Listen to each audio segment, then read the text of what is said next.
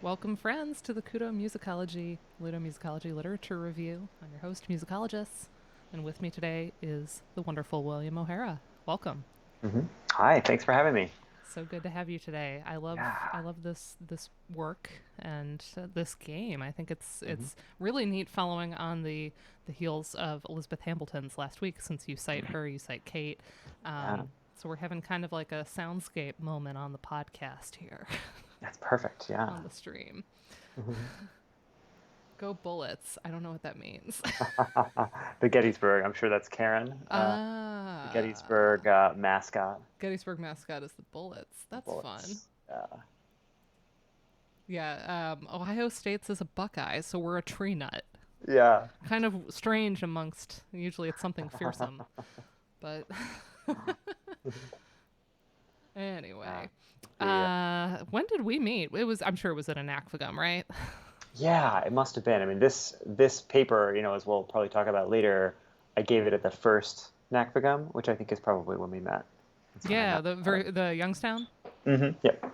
with good old Stephen Reale, Yeah. who I Yeah. really need to ask to be on this stream. Yeah. Like, because we're pretty good friends, and yet, like, he can hmm be very off the grid at times. Yeah, So I totally. need to, like, reach out and be like, oh, by the way, you have things.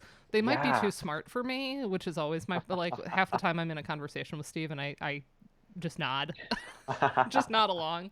Because he gets Yeah. into, again, as I was saying before stream, I had conservatory theory, y'all. Yeah. So um, I know what I've heard the word neo-Romanian analysis, but I don't know what it means. Yeah. I don't know how to do it.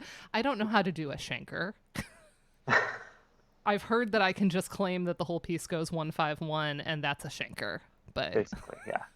It's yeah, free I never free had to play do any of rights. this. Didn't even get matrices when we did 12 tone. That wasn't in theory. We did it in history.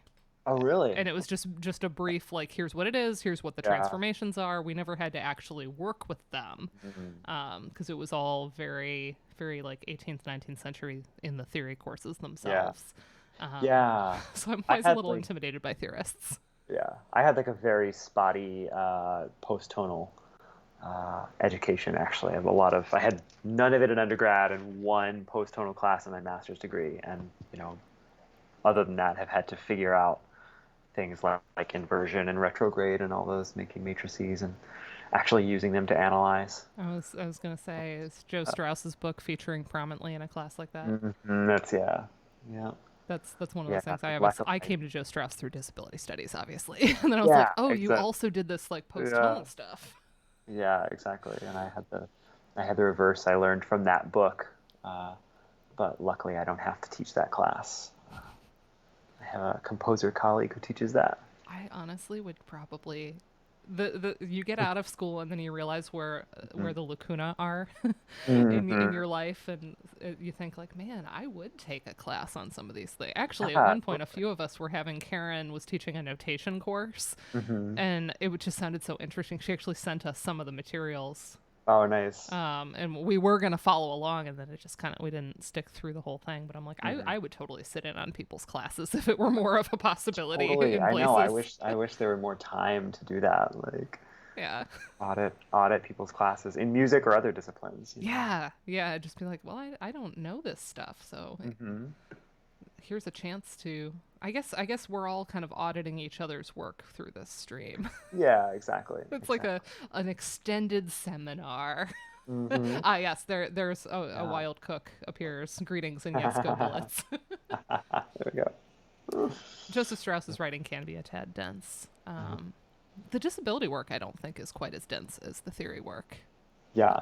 I mean, No, it's very different. I managed to get Um, into it as a grad student that I hadn't had, a lot of heavy hitter work yet. So I don't mhm. know. I think that Joe Strauss.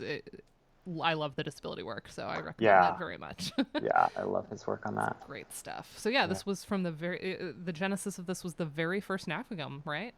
Yeah, and So even a that little was what, before. 2015, 2014, 14. Yeah. 2014. Yeah. My goodness. So Yeah. how it seems like a bit of a winding path then for it to end up in J Smig. Definitely. Definitely. It came out of a theory seminar. I had it sort of ended up being like this year-long seminar with Chris Hasty in grad school when I was in coursework. And the fall semester, it was two different classes, but same, basically the same students, same professor. And the fall semester was called something like the New York Schools of Music and Art. And the goal was to read people like Feldman and Cage against like artists like Rothko and Willem de Kooning and try to Oh, do this kind cool. of mid-century modern thing. Um, and so then his next semester class was like a much more open-ended, just kind of analysis class, but we carried a lot of those things through that we had been talking about the previous semester, and then kind of did a random sampling of other things. I mean, anything from like doing Schenker on the Bach cello suites to like rhythm and perception and music cognition and kind of continuing to talk about all of this experimental music and notation and things like that. And the class, he made the final project just write about anything you want. Doesn't Love have that. to be, doesn't have to be from any kind of a time period. It can be any Just format as long as explore. it's kind of musical. Yeah.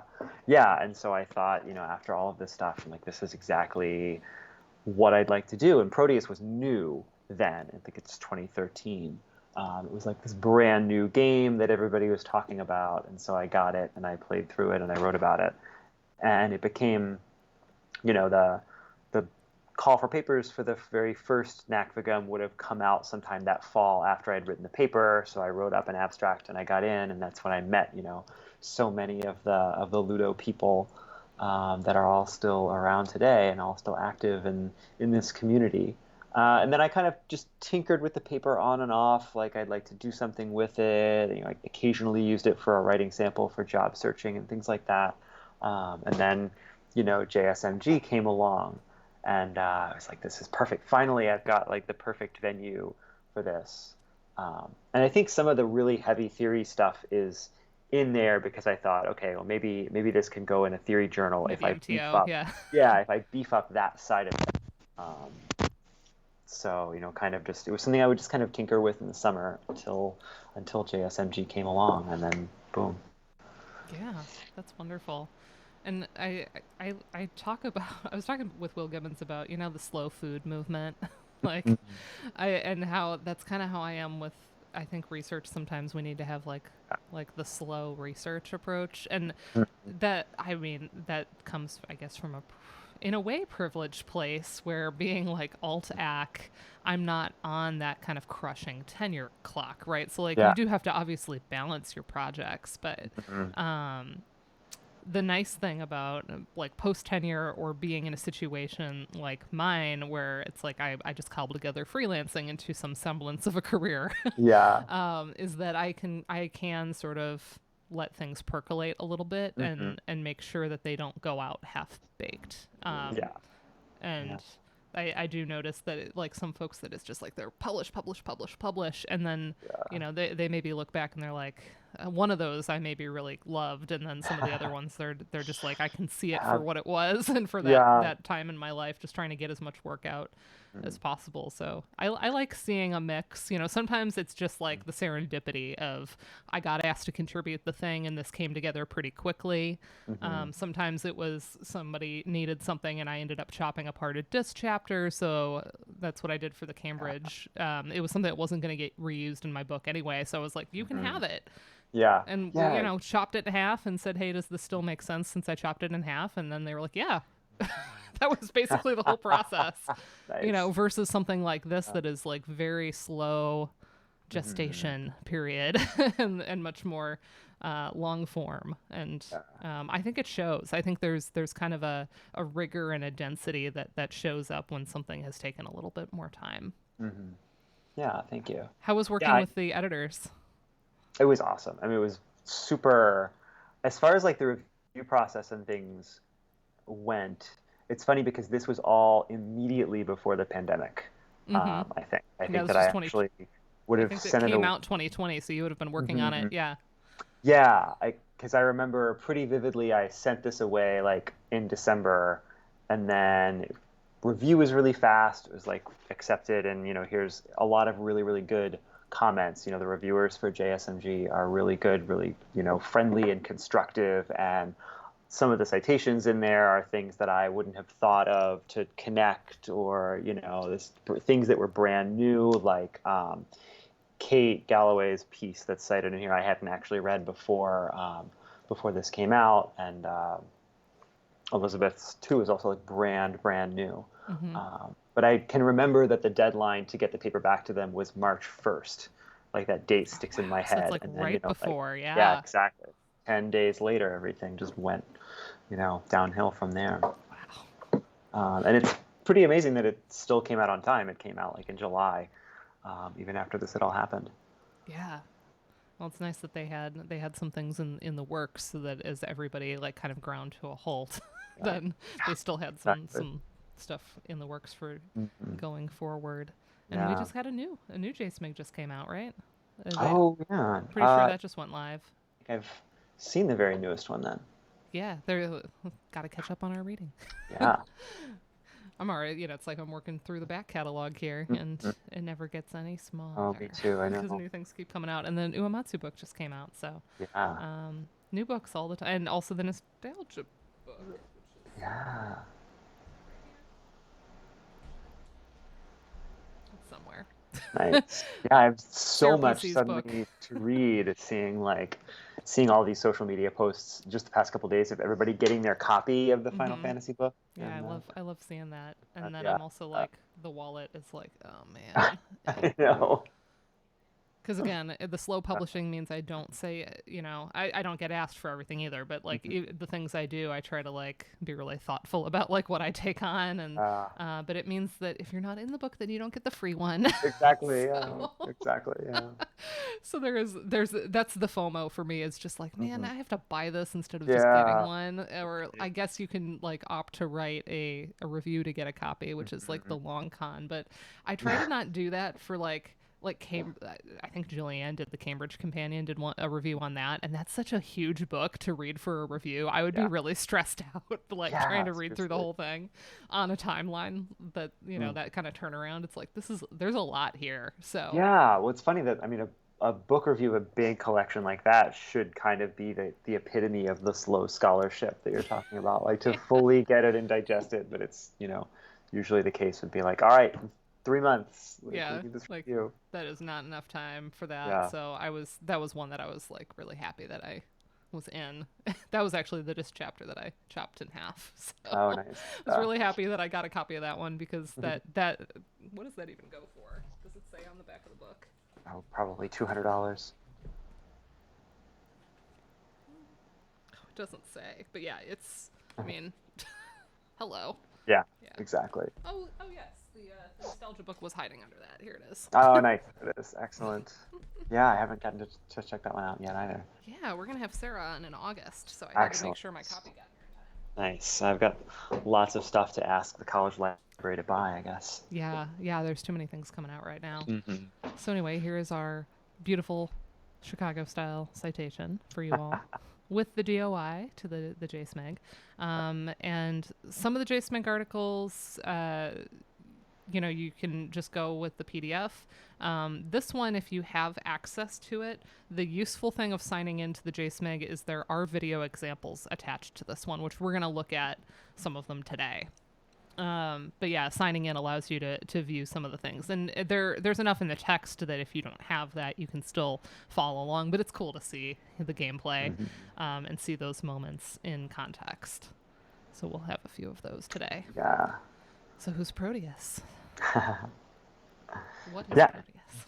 Do you want me to? Yeah, go ahead. Yeah, excellent. So yeah, Proteus is this game 2013, as you can see on the slide, and it's named after a figure from Greek mythology. And Proteus is this god who can sort of change his shape at will into whatever he wants, and he's a little bit of a trickster. And this word protean, something that shapeshifts, comes from him as well. And so it's this game where it's a bit of a walking simulator, I suppose you would call it, or a navigable narrative, to take things back to Elizabeth. Although it's not very heavy on the narrative. It's very abstract. It's kind of a game of exploration. And we can, I'm sure, talk about later the goals that do exist in the game. but every time you run it, it's different. There's sort of certain features that pop up, but basically the idea is you start a new game, you wake up in the ocean, and you have to go to this island, and then you spend some time exploring the island and kind of figuring out how to do a couple of little simple tasks. But it's mostly about wandering and exploring, and the kind of hook is that everything on the island makes sound of some kind, usually a musical sound, which is sort of what drew me to this game. It's like, oh, I can write about this, and was the challenge of like, just what is this game in terms of genre and in terms of how I talk about it. What is this thing? Yeah. So yeah, as you write the new game button, the everything is new. So you can have multiple playthroughs that totally different islands. There are the dirt path is always there, the Gothic towers are always there, but they're going to be in different places every single time. Yeah. So there are some elements that persist, and then you get to explore the island across multiple seasons, which we'll see later.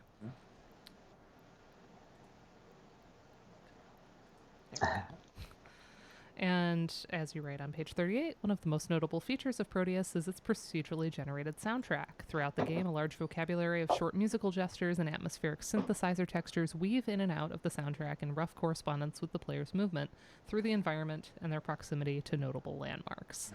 So this is sort of everything is procedurally generated, but also the music and sound isn't very fixed within this. And I imagine that we can have more procedurally generated dungeons, like dungeon crawler games where the musical elements are actually more fixed, Yeah. and less like they're not as procedural. But this game, everything is, so Mm-hmm. that's notable and different. Yeah. But we can have a mix. The visual and the audio can be on kind of different parts of the spectrum there in terms of how fixed the form is. Mm-hmm.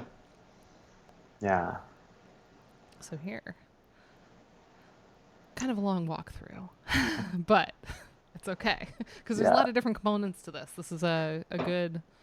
I think when I downloaded it, it was like 30 some pages, so it's got some heft to it. And as you said, you touch on some heavy hitting theory too. So, kind of three different parts here in this essay. I approach Proteus as a piece of interactive audiovisual art that interacts suggestively with several important aspects of mid-20th century musical modernisms, posing fascinating analytical challenges and questioning the status of the text, not only in ludomusicology, but also in musicology and theory more broadly. That's a big challenge. Like right off the bat, you're like, hello, I'm going to confront all of the things. In one sense, the game is an aleatory work based on chance, the performance of which is different every time. Chance music is often associated with composers like John Cage, Christian Wolff, Karlheinz Stockhausen. Is it Jorgi? Anyone in the chat? Jorgi Ligeti? It's been so long since I've heard the name pronounced. And I've pointed this out. There's some names later in the chapter that I've only ever seen written. So apologies if I mispronounce some of the names. Given its computational nature, however, Proteus operates not only as a kind of indeterminate score, but as a program that can generate new indeterminate scores, randomizing the game's layout each time it is played. Perhaps even more significantly, Proteus highlights the paradoxical dual role of the player by allowing them to serve simultaneously as performer and listener, as both the producer and consumer of sounds. Such a division of attention is always to some degree required of all performers. In order to perform well, one must listen constantly to the music one is producing. And it is a common configuration in video games where the player's actions are necessary to drive the audiovisual experience forward. But the recursive hermeneutic of the listening performer versus the performing listener is rarely given the kind of attention that a close reading of Proteus calls for. At every turn, the game's procedurally generated landscapes and soundscapes both invite and repel closer examination. Just like Proteus, it's kind of a slippery object of analysis here. Yeah. And then a little bit later, so this isn't a direct continuation of the earlier quote, but also kind of a walkthrough. The player's dual orientation makes analysis challenging, as the decisions and desires of the performing self intertwine with, reinforce, and contradict the decisions and desires of the observing self. It becomes difficult to mark off where one ends and the other begins. By looking at both technical and musical aspects of Proteus and examining the process of playing, experiencing, and analyzing it, this article will explore a series of questions about musical knowledge and musical experience, determinacy and indeterminacy, and creativity and constraint. So there you go. It's all the things. We're Yeah. just taking on all Yeah, of music wow. theory today. Yeah, I mean, looking back at this, it's like so ambitious, you know.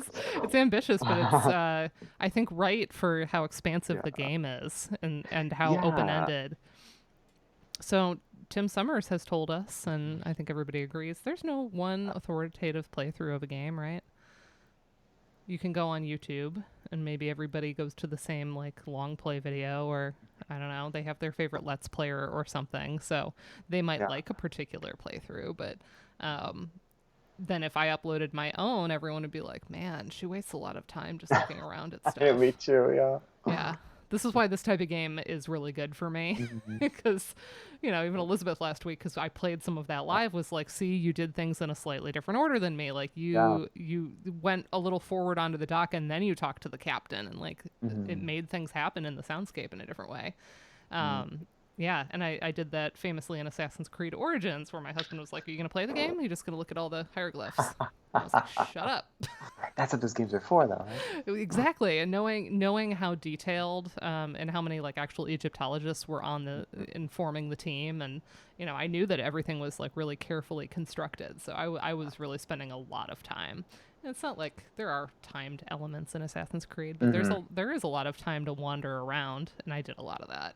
Yeah. So, Well, I haven't actually played them, but they have sort of an actual like observation history mode, right? they're And like guided tours some of assassin. the monuments and stuff. Hmm. So then, if you can't make it to Egypt, you can still like go into the Great Pyramid and get a tour. Yeah. And they are narrated by actual Egyptologists. It's cool Nice. stuff. That's really cool. I gotta stream those sometime. Yeah, that would be a great live stream. Utilizing what I love this. Nick Collins refers to black box analysis of a game, Hmm. a single play, one of the play experiences, Hmm. kind of like a black box on an airplane.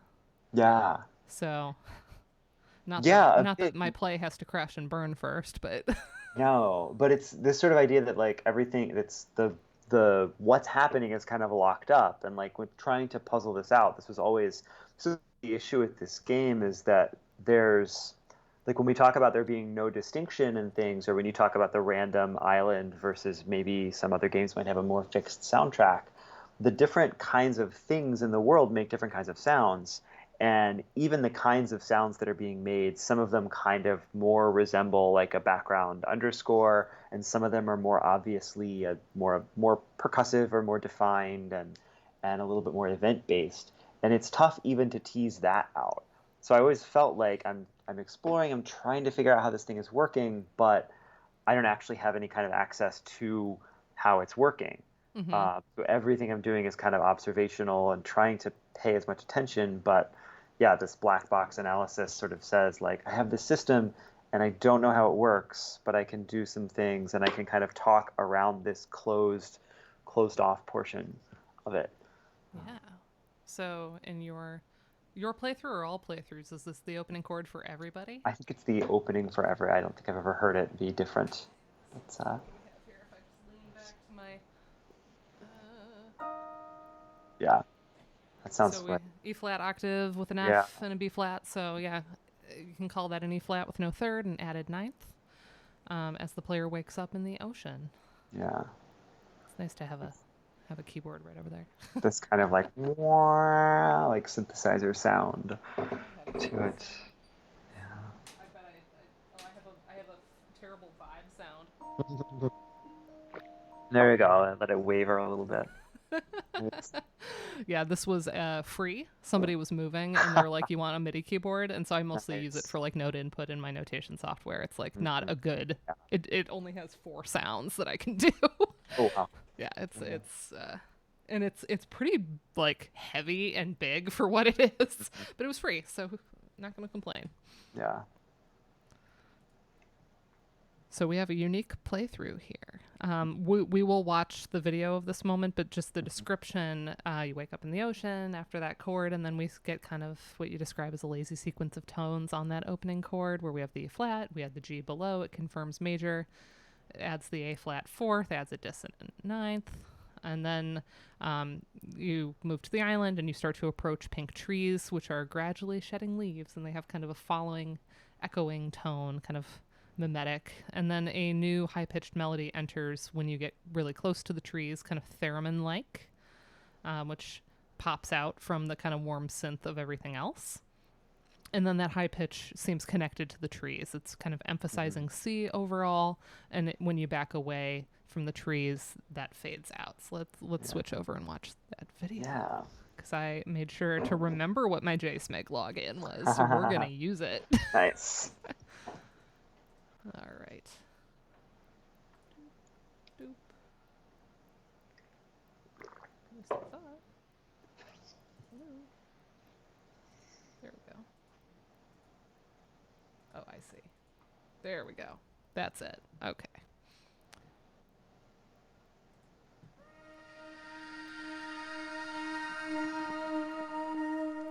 There's that chord. Much prettier than my vibes. Is this WASD navigation? Yeah. So mouse and keyboard play for... Yeah, it's pretty much. I don't think it been a little has while controller since I support, played it. right? I don't think it has it. I don't think so. And I don't think there's any sort of action button even. It's just moving. So now you can see kind of like, oh, oh.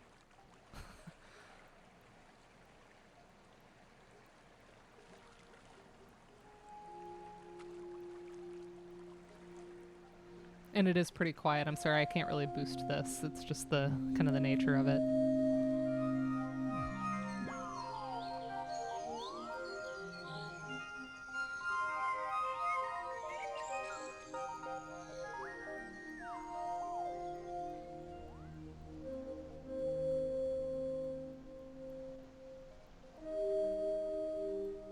Oh, good. Pete says it is coming through okay. Yeah, I did what I could to try to like boost the tab in my settings.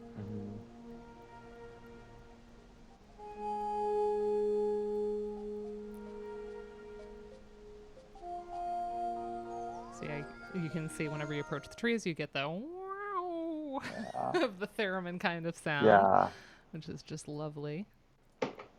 Yeah, and a lot of the analysis is sort of like that. This is an early playthrough. I didn't, I had played the game before, but I recorded this video kind of trying to stay within the spirit of exploration. Like, I'm not even sure that I actually mentioned that in the paper, that the video itself that I have these clips out of is kind of exploratory. It was not really planned out. It just kind of, I played it once or twice before, and now I'm like, okay, I'm going to kind of gather my data and analyze the experience. So I still was very much kind of trying to figure out how everything worked at the point when I made these videos. I'm happy if folks are using us to keep them company on errands. And there's always the FOD. Yeah, totally. I love example 2 here where you've transcribed your specific moment of play here. I love a good transcription. That's when I talk about having like terrible theory chops, Julianne is like, yeah, but you're all about transcription. I was gonna say your transcriptions though are unimpeachable. Oh, thank you. I love doing it. I actually have to do a new one over the weekend, early next week. I have to do the song "Emo Girl" by Machine Gun Kelly for string quartet. Really? I got a commission. Nice. So that's a fun. And as soon as I opened it up, I'm like, oh, this is everything I hated when I was 15, because it sounds exactly like mid 2000s pop punk. Oh wow! Yeah. Like he really nailed that like emo band sound. I was like, I mean, I don't mind it now, but when I was 15, I was listening to death metal, so like emo was like very so not what I was into. Not listening to emo, yeah. But yeah, I have to transcribe that by ear, which is going to be amusing. Transcriptions are therapeutic. Yes. Yeah, totally. I agree. There's just like you get in a zone, it just feels good. I remember when I was dissertating and I was working on my Kafka, my Final Fantasy VI chapter, I did so much transcription. I spent like a good month doing transcriptions. Yeah. And I was like, I feel like an actual musicologist because I'm like manipulating actual music. Yeah. There's just something made me feel very like I'm doing this for real. So love these. Yeah. So we have the leaves falling, and then we have our tree sounds, and we have kind of our underlying synth. It's very pretty. Yeah, and this transcription I remember doing doing over because I don't think my original one was as good. I think that was one of the things that the reviewers were like, you could make figure one or example two here a little clearer. Nice. And yeah, I like that you have the timestamps in the boxes Yeah. here, really clear like when stuff is happening. Yeah. As opposed to just sticking like a tempo marking in there and just kind of hoping for the best.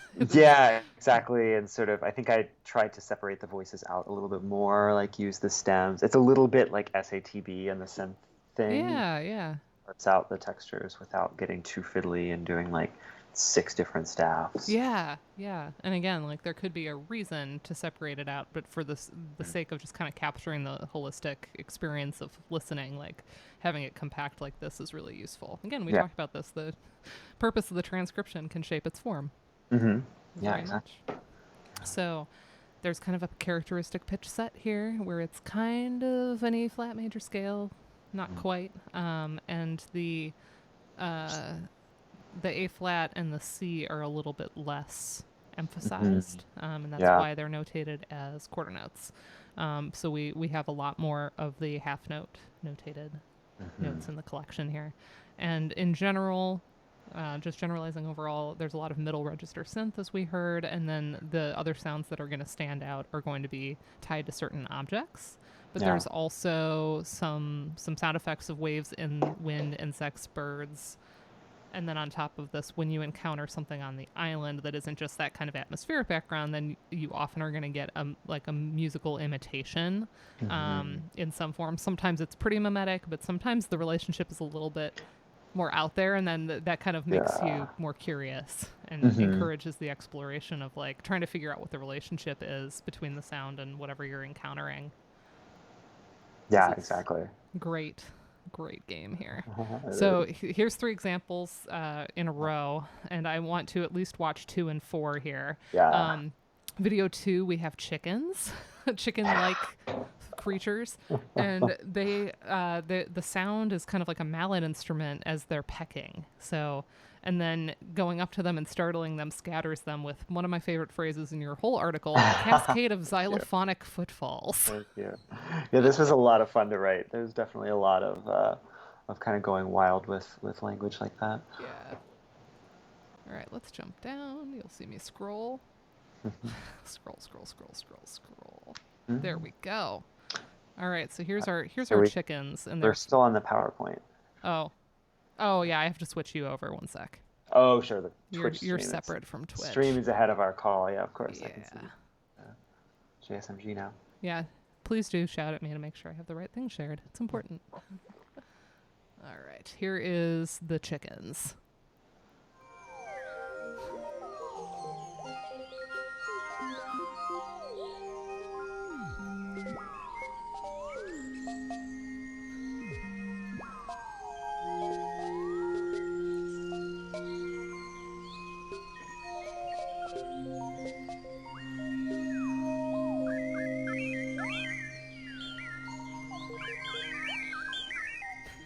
They're so cute. Yeah.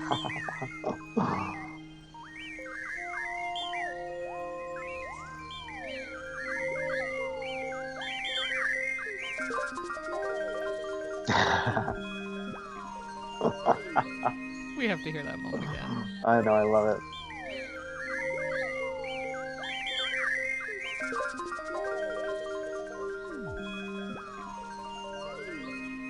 It's just so soothing and wonderful. Yeah, you keep chasing them. Yeah, exactly. Watch them run away. Who wouldn't want to that's such a delightful Totally. sound for that moment. Yeah. Oh, I love that. Yeah, I sort of realized whatever their little chirping kind of sound is, they don't sound anything like chickens, but they look like chickens to me. So yeah, they definitely look chickeny, I think. Mm-hmm.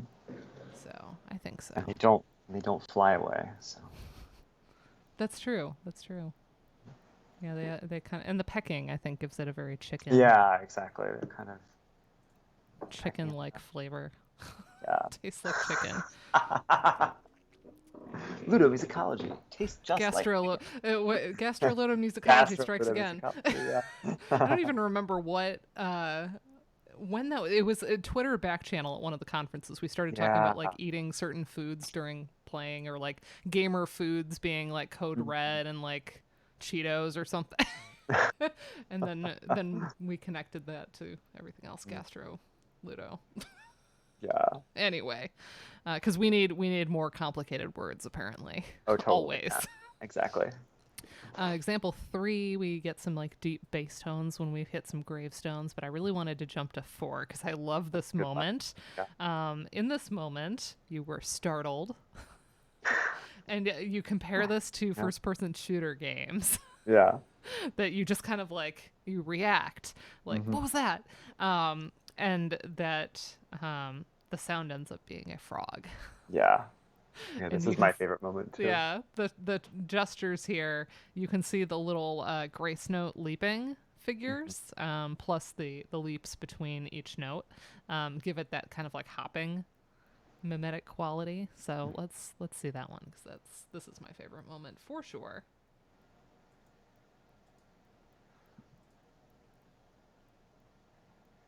3, 4, here we go. Also, it's nighttime. It's pretty. You can hear the crickets.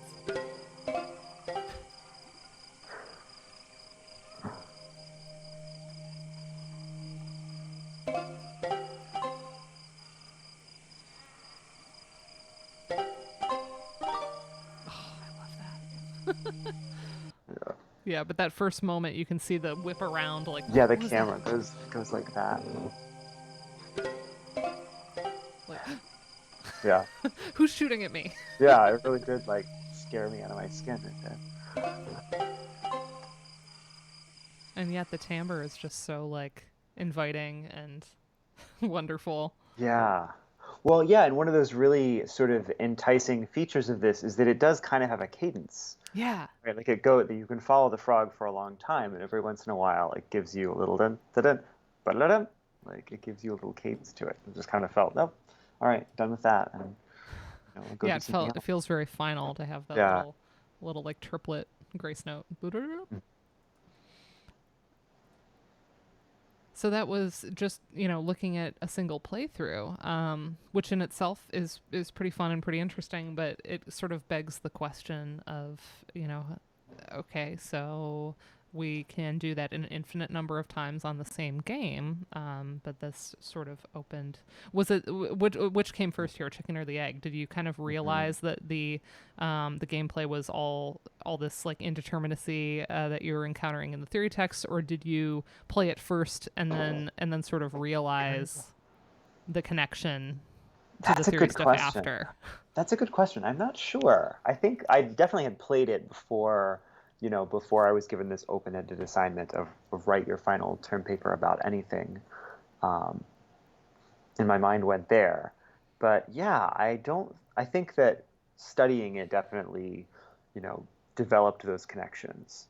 I Kind of an don't. emergent, like, wow, this is, Mhm. sometimes things that seem more difficult to analyze, or kind of Mhm. harder to put your finger on, you're like, this is actually an interesting commentary on the whole Yeah. process of analysis Yeah, and that's, I mean, and our tools that are available.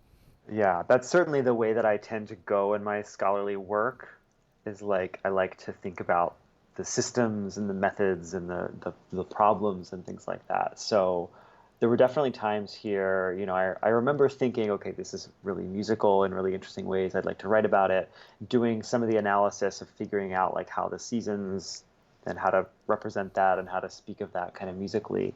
Um, but I always just kind of went back to the question, and the interesting thing about this for me is kind of how difficult it is to analyze, and what do you say about something that is kind of, you could map it out as much as you wanted, but then just the next game is different. Yeah. So I sort of liked that way that it repels analysis in a certain way. Yeah. And then it leaves you wondering, like, well, then what can we say about it? So Hmm. this is all about Yeah, solving that problem.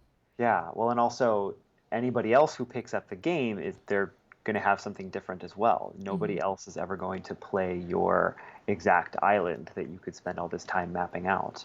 And you point out this is kind of true of all games. It's just really, really more apparent in a game like this. Yeah, exactly. But like Yeah, it the just exact amplifies. soundscape of every single game is going to be unique. If you Hmm. pause for a second and like look at something, and Yeah. your own playthroughs, if you compared the videos, they're not going to even line up perfectly. Hmm. The closest we might come is somebody who's practicing speed running, where they're trying to basically Yeah. get that perfect playthrough every time. So a lot of theirs are going to be quite similar, Hmm. if they're at a high level, but they're still going to have those moments where they miss the exploit, Yeah. and then they don't get exactly the same. Hmm. And Yeah. yeah, that's always really interesting. I don't have the patience for speed running, but I enjoy seeing other people do it well, like Me watching the too. Games Done Quick Yeah. charity streams, and Hmm. Summoning Salt on YouTube does kind of like the history of I particular love. speedrunning records. I like that. I'm Yeah. like, I just do love all those. of the like watching for me. Hmm. Follow the leaderboards and then you tell me about it. Like, Yeah. I don't see myself like sitting. I guess if I were in the community and like having like friendships with people, I would go and just Hmm. watch the streams. But I'm content to just wait until somebody's hit that record Yeah. and then hearing about how they did it. Yeah. But yeah, Yeah. I there's love such a summoning salt. specific virtuosic, you Hmm. know, and dedicated practice that goes Hmm. into that. It's very musical. Yeah. It is, and it's actually I always end up talking about speedruns really early on in the class when I teach. I teach a music and video games class that's usually mostly non-majors, um, and like it just, I think for a few reasons, it's a really interesting topic to talk about speedrunning in the way that it kind of involves like practice and perfect execution and doing things over and over and kind of having, the distinction between practicing something many, many times and then trying to execute it perfectly and, how this does and doesn't map on to like the way that a game is supposed to be played. Yeah, You can kind of interrogate those things, and it ends up being a really good early class conversation. yeah. And I Because know Ryan there's, Thompson's talked about like with fighting games too that yeah, there are players that are using the soundscape to inform mhm, how they're reacting. And so yeah, that can be a part of speedrunning too. But then there's also within that, I always get students pointing out there's also people that turn off in the menus that are hmm, more configurable. They'll turn off certain aspects of the soundscape. yeah, Maybe they'll turn off the backing track so they can just hear the kind of localized sound effects in a shooter or hmm, something like that, and in that way kind of heighten their awareness. They're still paying yeah, very dedicated attention to the sounds, but they're kind of privileging certain sounds over others, and hmm, that is always an interesting thing too. yeah, Because I have a lot of students that they for their analysis they go to do like a mobile game, and they'll say I usually play this with the sound turned off, and I'm like, hmm, so turn it on and see, And yeah, sometimes it was a free to play game, and they're like, well, the music isn't actually very good, and it's annoying, and that's why I turned it off. And then we yeah, can talk about fatigue, and hmm, that kind of goes to show you that like when you invest in it and it's done well, you probably don't want to turn the sound off. But when like yeah, mobile games in particular get that kind of reputation of like, oh, people are just going to turn this off anyway because they're going to play it on their hmm, commute. That means they're probably not going to invest as much in the sound team, and it's going to be kind of an afterthought at the end, like, oh, just yeah, throw some assets in there. And I've had some people have examples that are really like not at all congruent with what's happening in the game, and they're just yeah, like, this really doesn't work. And you're like, yeah, mm, that could be that it was very rushed last minute, exactly. versus Stock music something that you run pay a in. few bucks for on Hmm. mobile. Monument Valley is not like that. Yeah, And exactly. Luminos City is not like that. Yeah. It's all holistically conceived, but you do Mm. kind of get what you pay for in the mobile space. But Yeah. anyway, yeah, it's always interesting to talk to folks about speed running, and yeah, like intention, and how sound informs different play styles, and Yeah. that's such a good conversation. Hmm. So this game has a lot of indeterminacy, which is going to link it to our kind of mid 20th century composers, in that it doesn't really have any obvious formal goals. It's more kind of transient, moment to moment, player determined goals. What was that? Let me go see what that is, Hmm. and wanting to investigate and explore. And so this emphasis means that the soundtrack is more salient for us. Most of the time, background or underscoring, it's doing important things, but it's not always something that the player is very consciously aware of. It's another thing we point to. I also do a non-major dominated video game class, Yeah. and we talk about, they'll be like, oh, the sound isn't doing anything important, and then they turn it off and they realize like Yes, it this was is. structuring all of like the rhythm of play Mhm. that I was doing. Like I didn't even realize, Yeah. because it just wasn't calling attention to itself. And Mhm. like, yeah, it can come to salience at important moments and do all these other things. But even when it seems like boring and like it's not doing anything, it's doing so much. Yeah. Here, though, because there's so much else stripped away from the experience, it really does kind of shine as you're noticing how different sounds are being caused, and you're not going, okay, here's my checklist of things I got to go do, and let's go to this challenge marker on my map, and so you are more likely, or just as likely, to sort of explore the game to uncover what different sounds are, as you are to go, oh, what's that tree over there? Or what is that? Oh, what's that thing on the horizon? Yeah. Yeah, it sort of makes you, because so much of the sound is based on proximity to things, it sort of forces you to explore in a different way too. You can't just kind of look out and like, oh, that's a nice vista over there. That's a nice, sort of vista over there. You have to kind of go to it and say, oh, is this tree going to make a sound? Is something going to happen if I walk into this field? Instead of just walking and looking. Yeah, which is so cool, and it's a more musical form of play than most players would assume that they tend to do. It like foregrounds just like how musical all play can be, which is Yeah, cool. exactly. Yeah. And you mention Casey Collins here on the categories of interactive sound, responding directly to player input, and adaptive sound. Of course, this is from Game Sound, right? Yeah. Sort of original book, which reflects the changing states of the game outside the player's direct control, like cues that change from day to night. So this game is kind of walking a thin line between those two, where as you're going through, it feels adaptive most of the time, and then you kind of get these moments where you're like, oh, I'm causing that. Yeah. Some of them are, again, the frog is definitely like interactive and highly interactive, but the tree one is a little bit more kind of emergent, and it takes a little bit of going back and forth, approaching the trees and getting away from the trees to realize like, oh, the trees are causing that sort of theremin thing. Yeah. But if you were just kind of walking through, it's subtle enough you might not notice it. So some of them, just based on how timbrally disjunct they are from some of the other things, they might pop out more or not.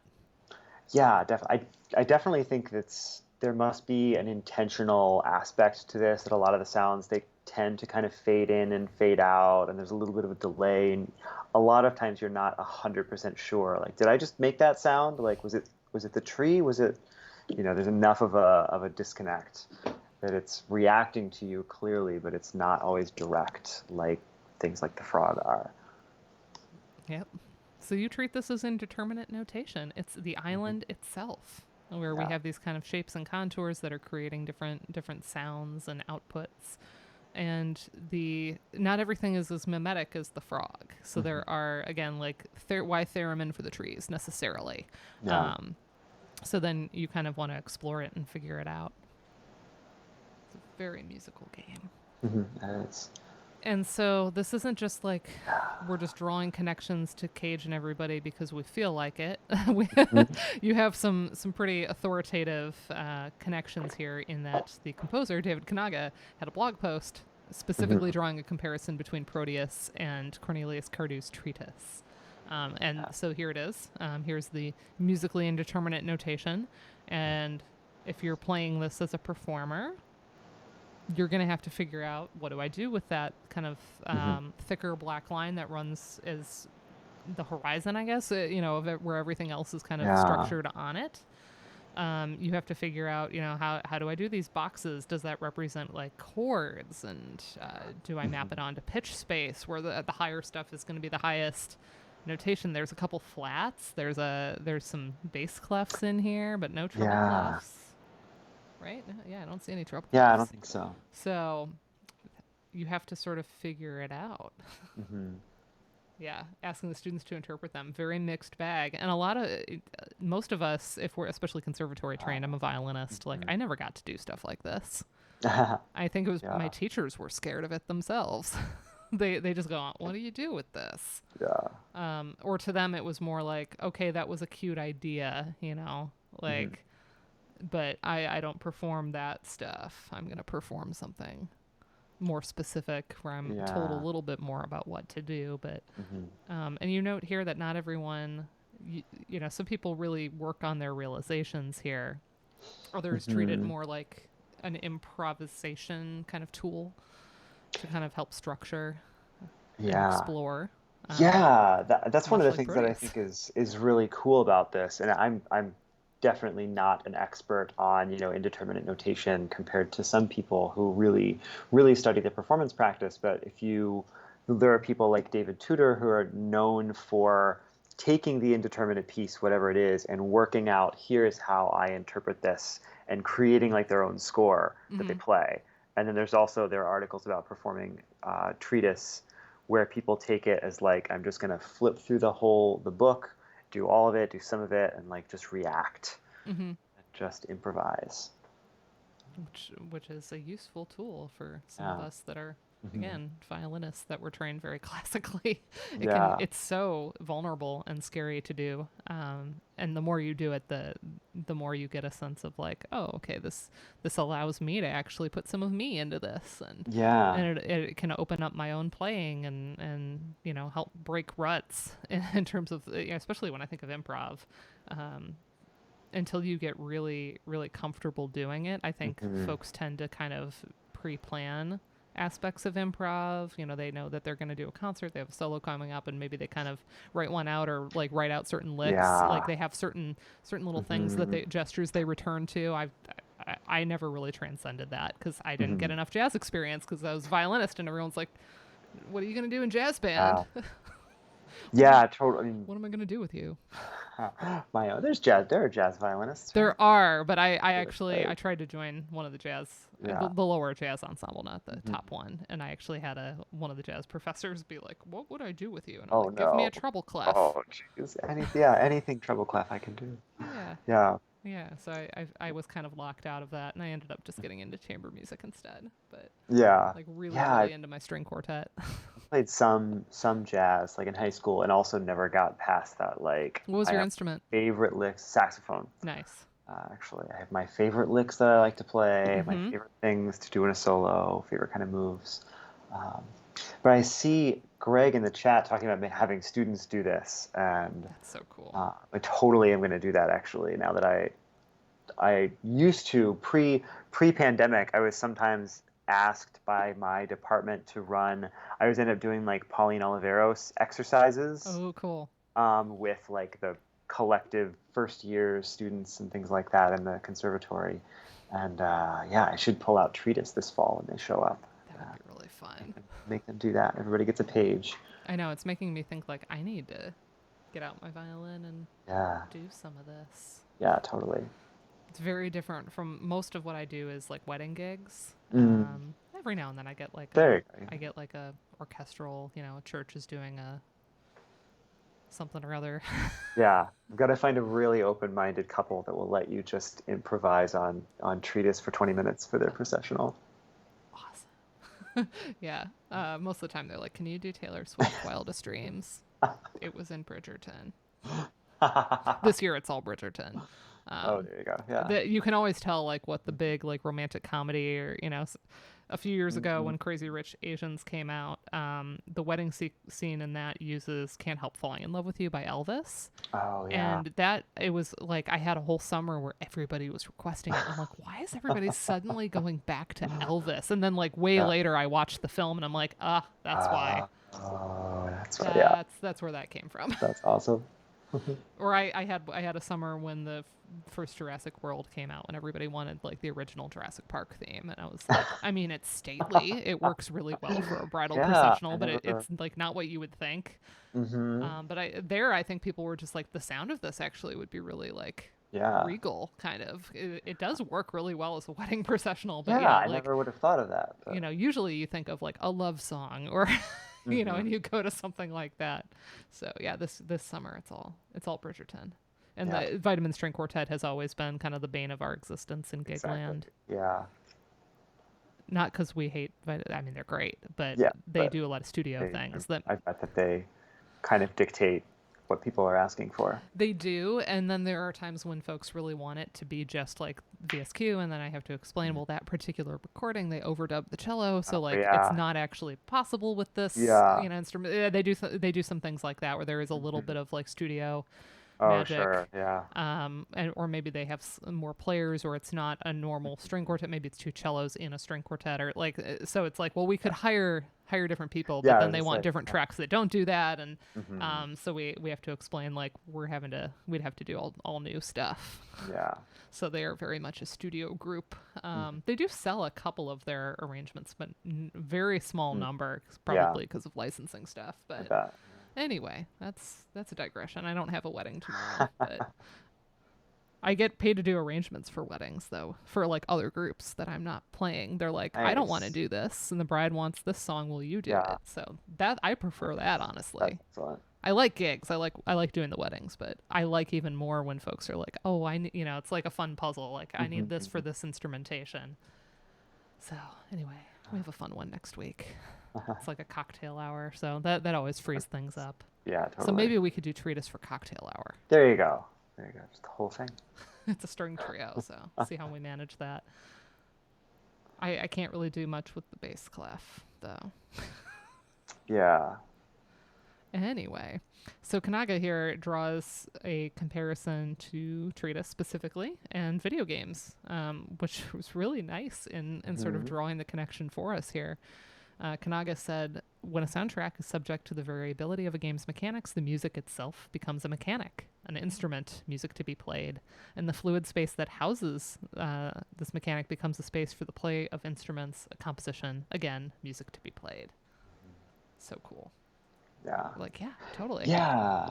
I'm trying to remember. I think that all of the Cardew stuff and Kanaga's blog, I think is all after the original Nakvigam version. Oh, so this was And like came in it was sort later of, I and you were think, able to be like, look, yeah, I think it was a later discovery. that's fun. It was kind of like this, and it's so perfect. It sort of drew everything together. It's one of those things that ended up in the revisions of going from conference paper towards eventual journal submission. It's Yeah. that 5-year process in this case. Yeah. If I Uh, ever did anything with my little Goose Game lightning talk, which I don't know, that was just kind of me indulging myself because it was fun.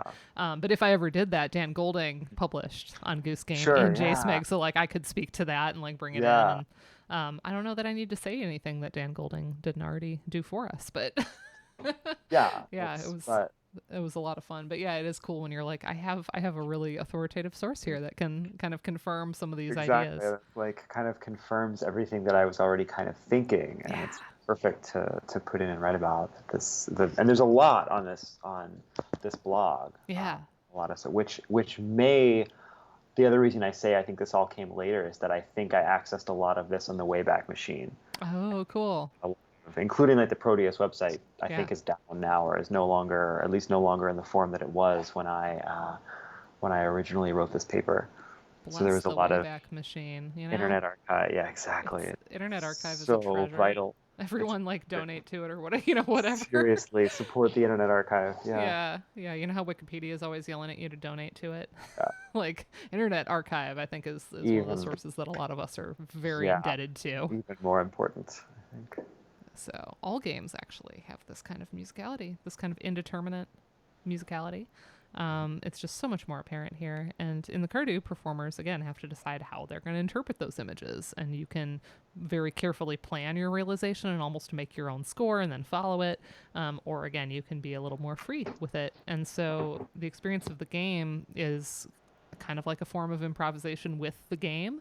And you point out that there is a way to sort of take that first approach and sort of plan and rehearse in the form of mapping, which is kind of your next big area. Yeah. After we do a little quick breakdown of Descartes. So Proteus is, okay, it's this. Is it a subject of analysis? objective analysis, because we are both performers and listeners when we play. And then I love this comparison. You write on 48, in a way, the game is subject to something like the observer effect in quantum mechanics. We cannot observe a system without changing the state of that system. No direct intervention is necessary. The mere act of observation, the system's being seen, is enough to alter the state of the system under surveillance. Really, really appropriate for this, because you're going to move around, you're going to explore, and it is not a fixed object that you are uncovering. You are causing the sounds in real time. And so, just standing still, you're going to get certain things, but at some point you're going to move, and and then as you're trying to uncover all the things there are to hear, you are having an influence. So yeah, you're sort of in it no matter what. It's a really, I think, interesting lesson. The whole, critique of Cartesian rationalism and everything is this game really shows you how it's a complete illusion that you're ever outside of something. Like, even if you're in the game standing still, you're in it, and you're in it, and what you do or don't do is affecting this. Yeah, because in that case, it's what you're not doing that's affecting that Yeah, output. exactly. Yeah. You actually just literally cannot get to an external point of view. It's not possible. So you say collapsing the performer-listener dichotomy is traumatic because it dissolves the Cartesian subject-object divide. Why is it traumatic? I think I wrote that it's traumatic for music theory. Yeah. For the discipline, I think is because it's the music theory is pretty Cartesian, where the subject, the theorist, is analyzing the musical object. Yeah. Well, and I really love this little corner of the field that is taking like this John Kovacs article about Descartes and destructuring Descartes, and then David Lewin's Music Theory, Phenomenology, and Modes of Perception is another article that kind of does this. And I really, particularly in grad school, was really, really into these articles that kind of try to throw absolutely everything about the discipline into doubt, and so it's sort of from that perspective, from the classical music theory perspective, I'm over here with my ideas and my ears, and that piece of music is over there, and it's separate from me. And able to be observed and analyzed. Exactly. You can go around it in various ways and poke and prod. And in a disciplinary sense, it's kind of traumatic to have that distance collapsed. And you're right in it. You can't distance yourself from it. I talk about holding things up to like a prism, like holding it up to the light and like looking how the rainbows scatter. But in this, I would be in the prism. So exactly. I can't hold it up because I'm in it. Yeah. So that's kind of a style of analysis, and I do that to say like whether or not things are useful to anybody but me, I get that moment of like, whoa, look at the rainbows I made on the wall. Like that comes from this place of me being really excited and feeling indulged anytime I get to do any work. It's just like this privilege of like, maybe no one else finds this useful, but I'm having this opportunity to explore, which I think is really exciting. But you've given us a sense here where you can't always do that. So here is it, what did we say, Husserl? Edmund? Yeah, Husserl, yeah. Husserl. A name I'd only ever seen written because I never had to do this stuff in grad school because I was a musicologist. So, like, I encountered Kovacs, but never, I don't think, did I have to read any? I don't remember. Yeah. So, names I encountered on the page, but not necessarily in seminar where they were said out loud. Anyway, here we are maintaining a divide between the subject and the object, this kind of Cartesian divide, but there's an important emphasis on intentionality and the idea that whatever it is that you are perceiving, this object there's also a relationship happening in terms of its significance to the person doing the observing. So your example in the article is the coffee. Yeah. The coffee on the desk, and its significance could be it's too hot to drink right now, or I just set it out of reach. Oh, it's in danger of being spilled on that stack of library books. We don't want that to happen. Not that that's ever happened to me. Not that that's ever happened. Or on your keyboard, or exactly, yeah. Having things cause some issues. Yeah. And so therefore, like, it matters. The intention there matters, and the significance of this object to you in the moment. And in my case, it's cooled down quite a bit. It has oat milk in it. Yeah. But yeah, and that relationship is like always. You can't ever this point of view would say you can't ever just observe the coffee cup. It always has some kind of valence for you. You have some kind of reaction to it. Mm-hmm. Mm-hmm. And if you're, if it's not your coffee cup, it's somebody else's coffee cup, Mm. you're like, oh, I'm Yeah, at my friend's house and they have a coffee cup sitting on the coffee exactly. Yeah. table, and like that's their coffee cup. Like Yeah. you're drawing these Yeah. relationships just Hmm. constantly. Exactly. Yeah. And I think the important thing is that connection and that relationship to that object. Hmm. And then we get a little further into this with transformation theory. This is where we start really diverging from what I know, but I've heard the name David Lewin. Yeah. GMIT, I guess this article is so famous, it goes by an acronym. Exactly. Yeah. It's like the Always. performer that goes by one name. This is Mm. like the Cher of music theory. Exactly. G-Man. We Yeah. don't need the last name because Yeah. we just know it's generalized musical intervals and transformations, Yeah. Oh which yeah. shifts to a transformational attitude toward. Could you explain to me what Mhm. that means? Yeah, I mean, so in it's there's a couple of different aspects to the sort of terminological thing. In I think the kind of big interpretation of the book, what the book is trying to accomplish, would be to kind of bring about that change in perspective that we were just talking about, from the sort of Cartesian, it's out there, to the transformational attitude that I have some kind of sympathy with this thing and I'm actively involved in it somehow. It involves really moving around.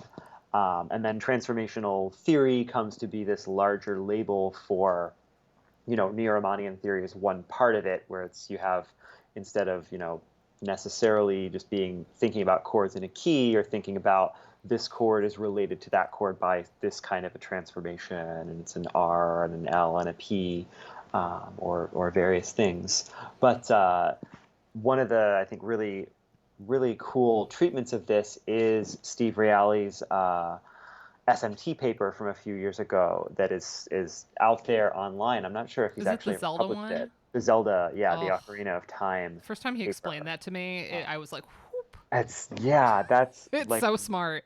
one of my favorite Ludo papers ever, and it's because it's just the perfect encapsulation of this as well, of this whole kind of philosophical outlook towards music theory. It's like you, the player, are right in there. You're doing these things. You have a kind of limited musical system, and so there are characteristic, distances and things like that. And yeah, his analysis of that is just kind of the perfect encapsulation.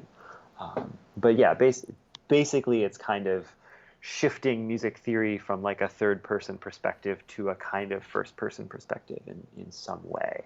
Um, Yeah. And you say, and this is a quote from the Lewin: "The attitude is by and large of someone inside the music," which I yeah, love. yeah, Yeah. So the first person perspective. This sounds a lot like video games, don't it? exactly. So Yeah. that, which is the point, that instead of just measuring like the distance between 2 points, we're asking, okay, what do I need to do to get there? Which Hmm. is a very different question to ask, Yeah. instead of looking at, okay, that's a 6 chord and that's a 2 chord. Well, Hmm. how do you get from one to the other? Exactly. Yeah. A journey more than, I don't know, the destination or something. Hmm. Yeah. Very much so. And this is where you cite Stephen There you go. here, Uh-huh. who has argued that games are uniquely positioned to express the first person perspective, allowing players to traverse and interact with musical spaces in a vivid and virtually embodied manner. So, yeah, Steve's being like, here it is. Here's Yeah. the thing y'all were talking Yeah. about. Which is kind of neat. All games. Just a game like this really makes it more apparent, and it's kind of perfect as an illustration of this. But Yeah. all games do this. Hmm. Exactly. I think Steve, I don't know if he says it in the paper, but he's said it in conversation half jokingly that David Lewin was the first Ludomusicologist because he was doing this in the 80s. I'm all for opening up Yeah. Karen and I were talking about this morning in chat. The idea of like wanting to add to the SMIG bibliography, Hmm. people that have worked on like playground chants and Hmm. football. I guess also chants, Totally. football game Yeah. chants, and music to Yeah. marching There's bands, and you know, uh, all that stuff is Roger Mosley's definition of ludomusicology, right? Yeah, It's the idea of studying exactly, play. exactly. And so often we just say like, oh, it's just video game music, and it's Hmm. like, well, no, dice Mozart's dice game composition, but Hmm. it's a question of like, so maybe do those people want to be aligned with us? I don't Yeah, know. yeah. Maybe they There's. would rather be in Mozart studies, Hmm. and Yeah. yeah. But I think that it's valuable for us to say no, that all these other things are this too. Yeah, I think that there is a lot to do with kind of real, getting into, more disciplinary and interdisciplinary collaboration with other forms of playful music and music Hmm. and play, like you said, football chants and things like that.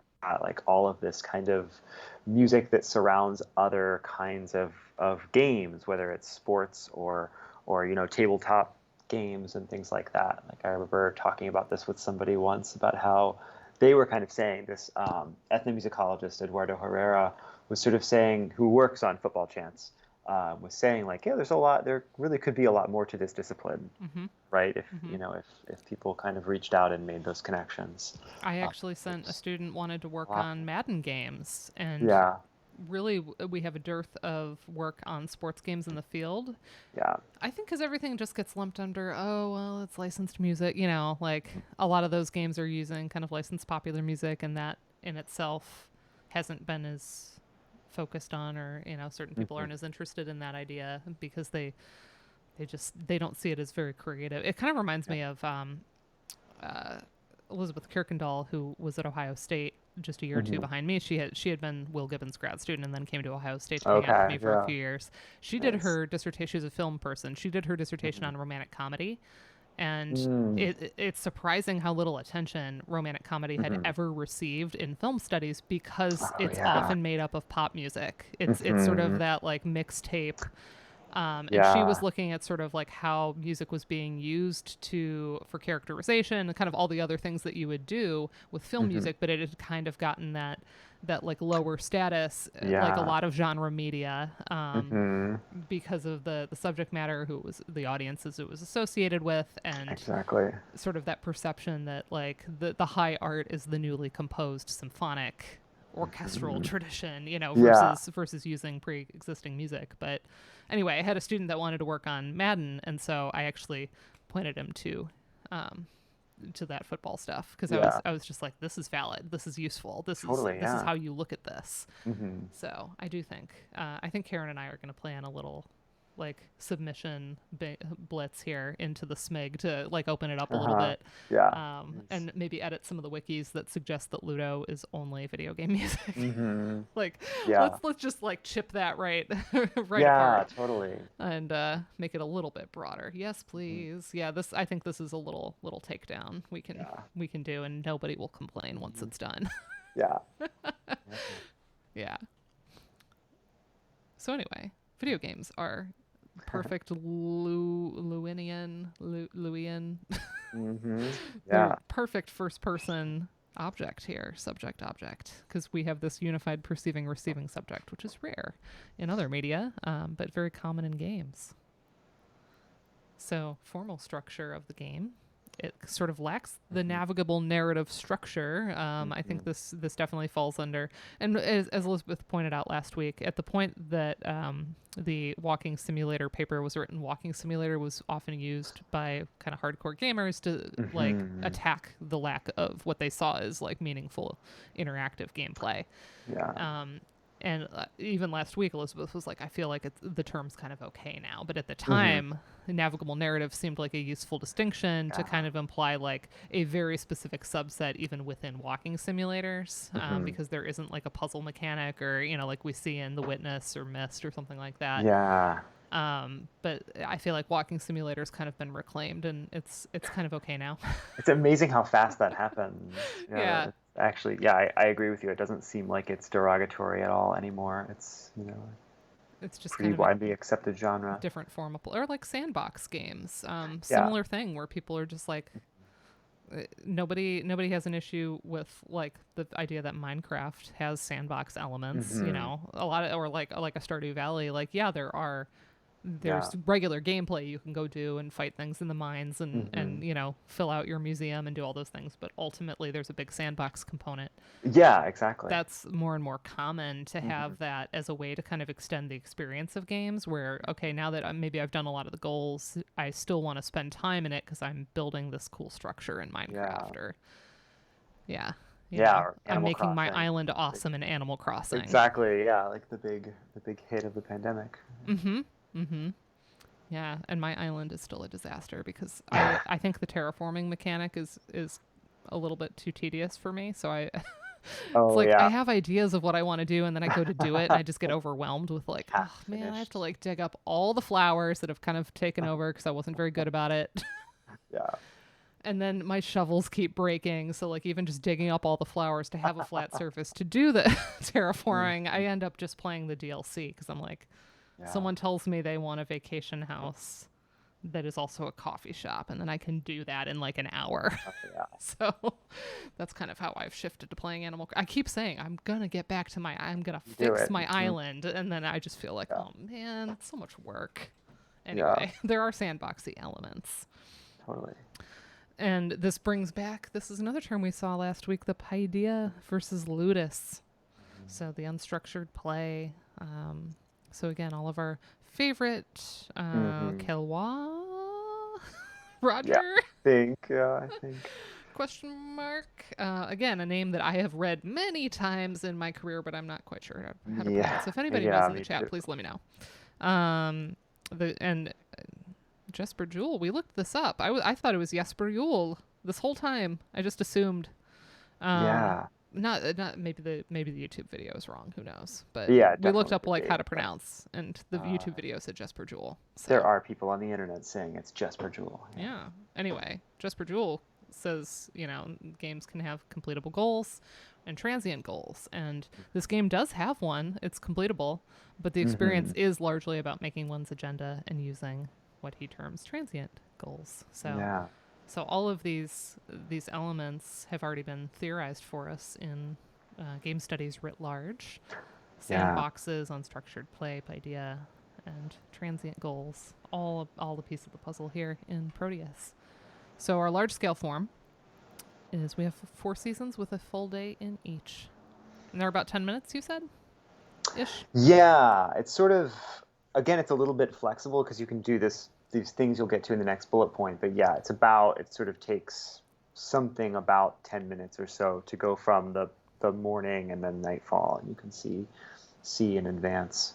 And can you just wander around in the nightfall until you Yeah. decide to go to the light? Or. hmm Yeah, the day kind of passes, and then you can see the light there from across the island. It sort of shoots up into the sky, and you can find it.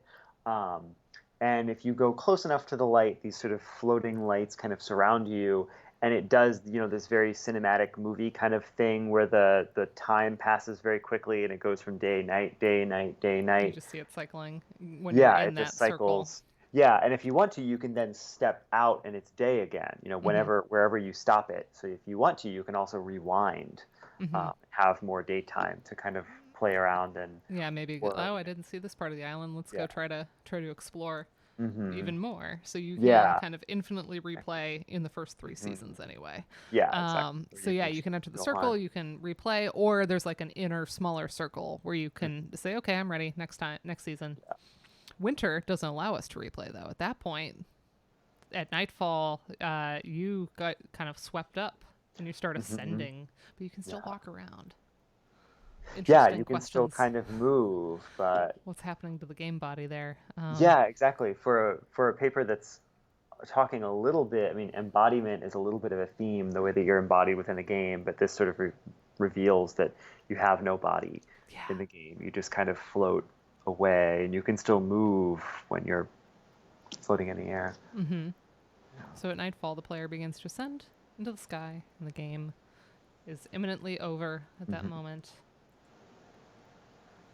And there's a distinct soundscape in each season. So you mentioned percussive Yeah. flowers of summer that bounce up and down, dancing to their own chimes as if in a Disney movie, or a Fleischer, as Lisa Scoggins' Cuphead work Yeah. has shown. Yeah. That's her chapter in our book that is Yeah. in progress. I learned a lot because that kind of like bouncing. Hmm. That's I now probably, yeah, associate that with Cuphead. probably even more of that than a Disney movie, in fact. Yeah, that like everything was so musical and like Hmm. so much of the anthropomorphism of every single object had that kind of like movement to it. Yeah, totally. So like everything's kind of dancing to itself. Rainy autumn is awash in gentle dissonances. That's me. That's like again, if I'm playing games like farming simulators like Harvest Moon, Stardew, I tend to like the autumn themes the Yeah, best. They have totally. like a little bit of melancholy, but they're not dark. They're not too Hmm. heavy.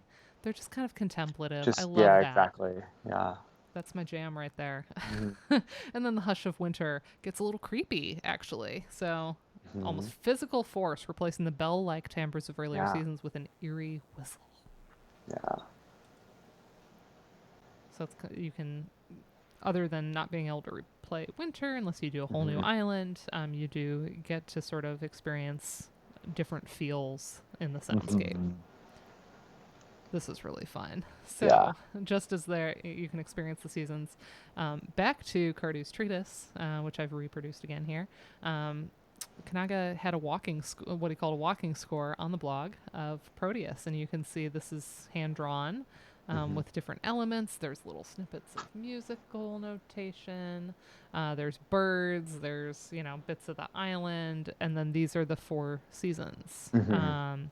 And then the different numbers are kind of indicating different moments or like sound sources. So like there's a plant here at 4. There's trees and sunshine at 5. Yeah. There's like going down the hill at 6. So it kind of indicates what some of the main sound sources might be. Hmm. 8, there's like the descending into night. Yeah, so all these like as you walk through experiencing different elements. It's just such a Yeah. beautiful depiction. Hmm. So this is the only score that exists for the game in a way. Yeah, exactly. It's really evocative of a lot of the different things that happen, but also kind of abstracted. I don't think. I mean, maybe it almost raises a question. I forget if he identifies exactly where this comes from, but it could be kind of a loose transcription of one play session, or it Mm-hmm. could be just kind of these are the events that he has in there that then they're just kind of being shown in one possible configuration. And this again draws back to Elizabeth's last week showing the soundscape maps and the Yeah. hand drawn, Schaefer's hand drawn, like here's the little village and all of the major sound sources. It's kind of similar. And then Elizabeth also had a hand drawn map for Leaving Lindau that was Hmm. sort of along the same lines of like, here's all the buildings in the town and like some of the Yeah. different sounds that are associated with that. This kind of reminds me of that. So very much in line with that, even though it's not Yeah. being necessarily presented in the same terms. Hmm. Love that. So the moment to moment experience, there is no. This is a classic moment in games, right? You're wandering Breath of the Wild, and then you climb a tower and a big section Hmm. of the map, probably a lot of which you've walked through to get to that tower. Now you suddenly have a lay of the land because it unveils for you. So in a lot of games, you have this like emergent landscape. Hmm. Here, you never get that. There is no map screen that you can Yeah. toggle to. You have to just use your own memory, and it can be difficult to sort of orient yourself in the environment. And this has led to fans trying to map their own islands. Yeah. So this is just like we had the folks that are going to look at Cardew's treatise and say, I'm going to write out my Hmm. realization and like make my own score then of how I'm interpreting this. There are folks that are kind of doing that here and saying, I'm going to map my island, Yeah. and how that's a very rigorous process. Hmm. It's still exploration at its heart. It's not against the point of the game or anything. It's more in-depth exploring and charting and less informal wandering. But you note that some of the folks posting in forums about this talk about like breaking the game or killing the game, like Yeah. assuming that what they were doing was counter to the developer's intentions. Hmm. Yeah, that's one of the things that was a big moment when I kind of found those forum posts on the Proteus website was a big moment for this paper because it kind of fits into the whole, critiques of analysis versus experience. Like, do you kill a piece of music when you analyze it? Do you take the magic out, or do you miss the point? And there are people having exactly that discussion about a video game here. Like, because normally we love mapping in video games, right? It helps us to play the game well, or it helps us to make sure that we're getting to experience everything in all the little secret areas and things. And I thought it was really interesting that these fans of this game are saying, like, yeah, I mean, mapping, it might be nice, but it also might be kind of antithetical to the way this game is supposed to work. And that there is like a little clearly they're getting like pleasure, and they're getting something out of doing it this way, and like they're enjoying that form of challenge to themselves. They're like, okay, now I'm going to play this in I would assume most of these people have played it kind of quote unquote normally, Yeah. and then they decide they want to try mapping. Hmm. I would imagine most people don't instantly go, oh, let me make a map of this. Yeah. Yeah. I don't So think it so. is after a little bit of, well, maybe I played the game the way I was supposed to. Now I'm going to try it this way. Or Hmm. just like somebody might add mods on after they've kind of completed main game content or something like that. Yeah. Do it Then their they own. start expanding the experience a little bit. But the Hmm. idea that it might be, there's a little bit of anxiety about like, this might be wrong. This might not be Yeah. like how I was supposed to play. Hmm. It shows you just how fraught that's general gamer conversations, right? The idea of like Exactly.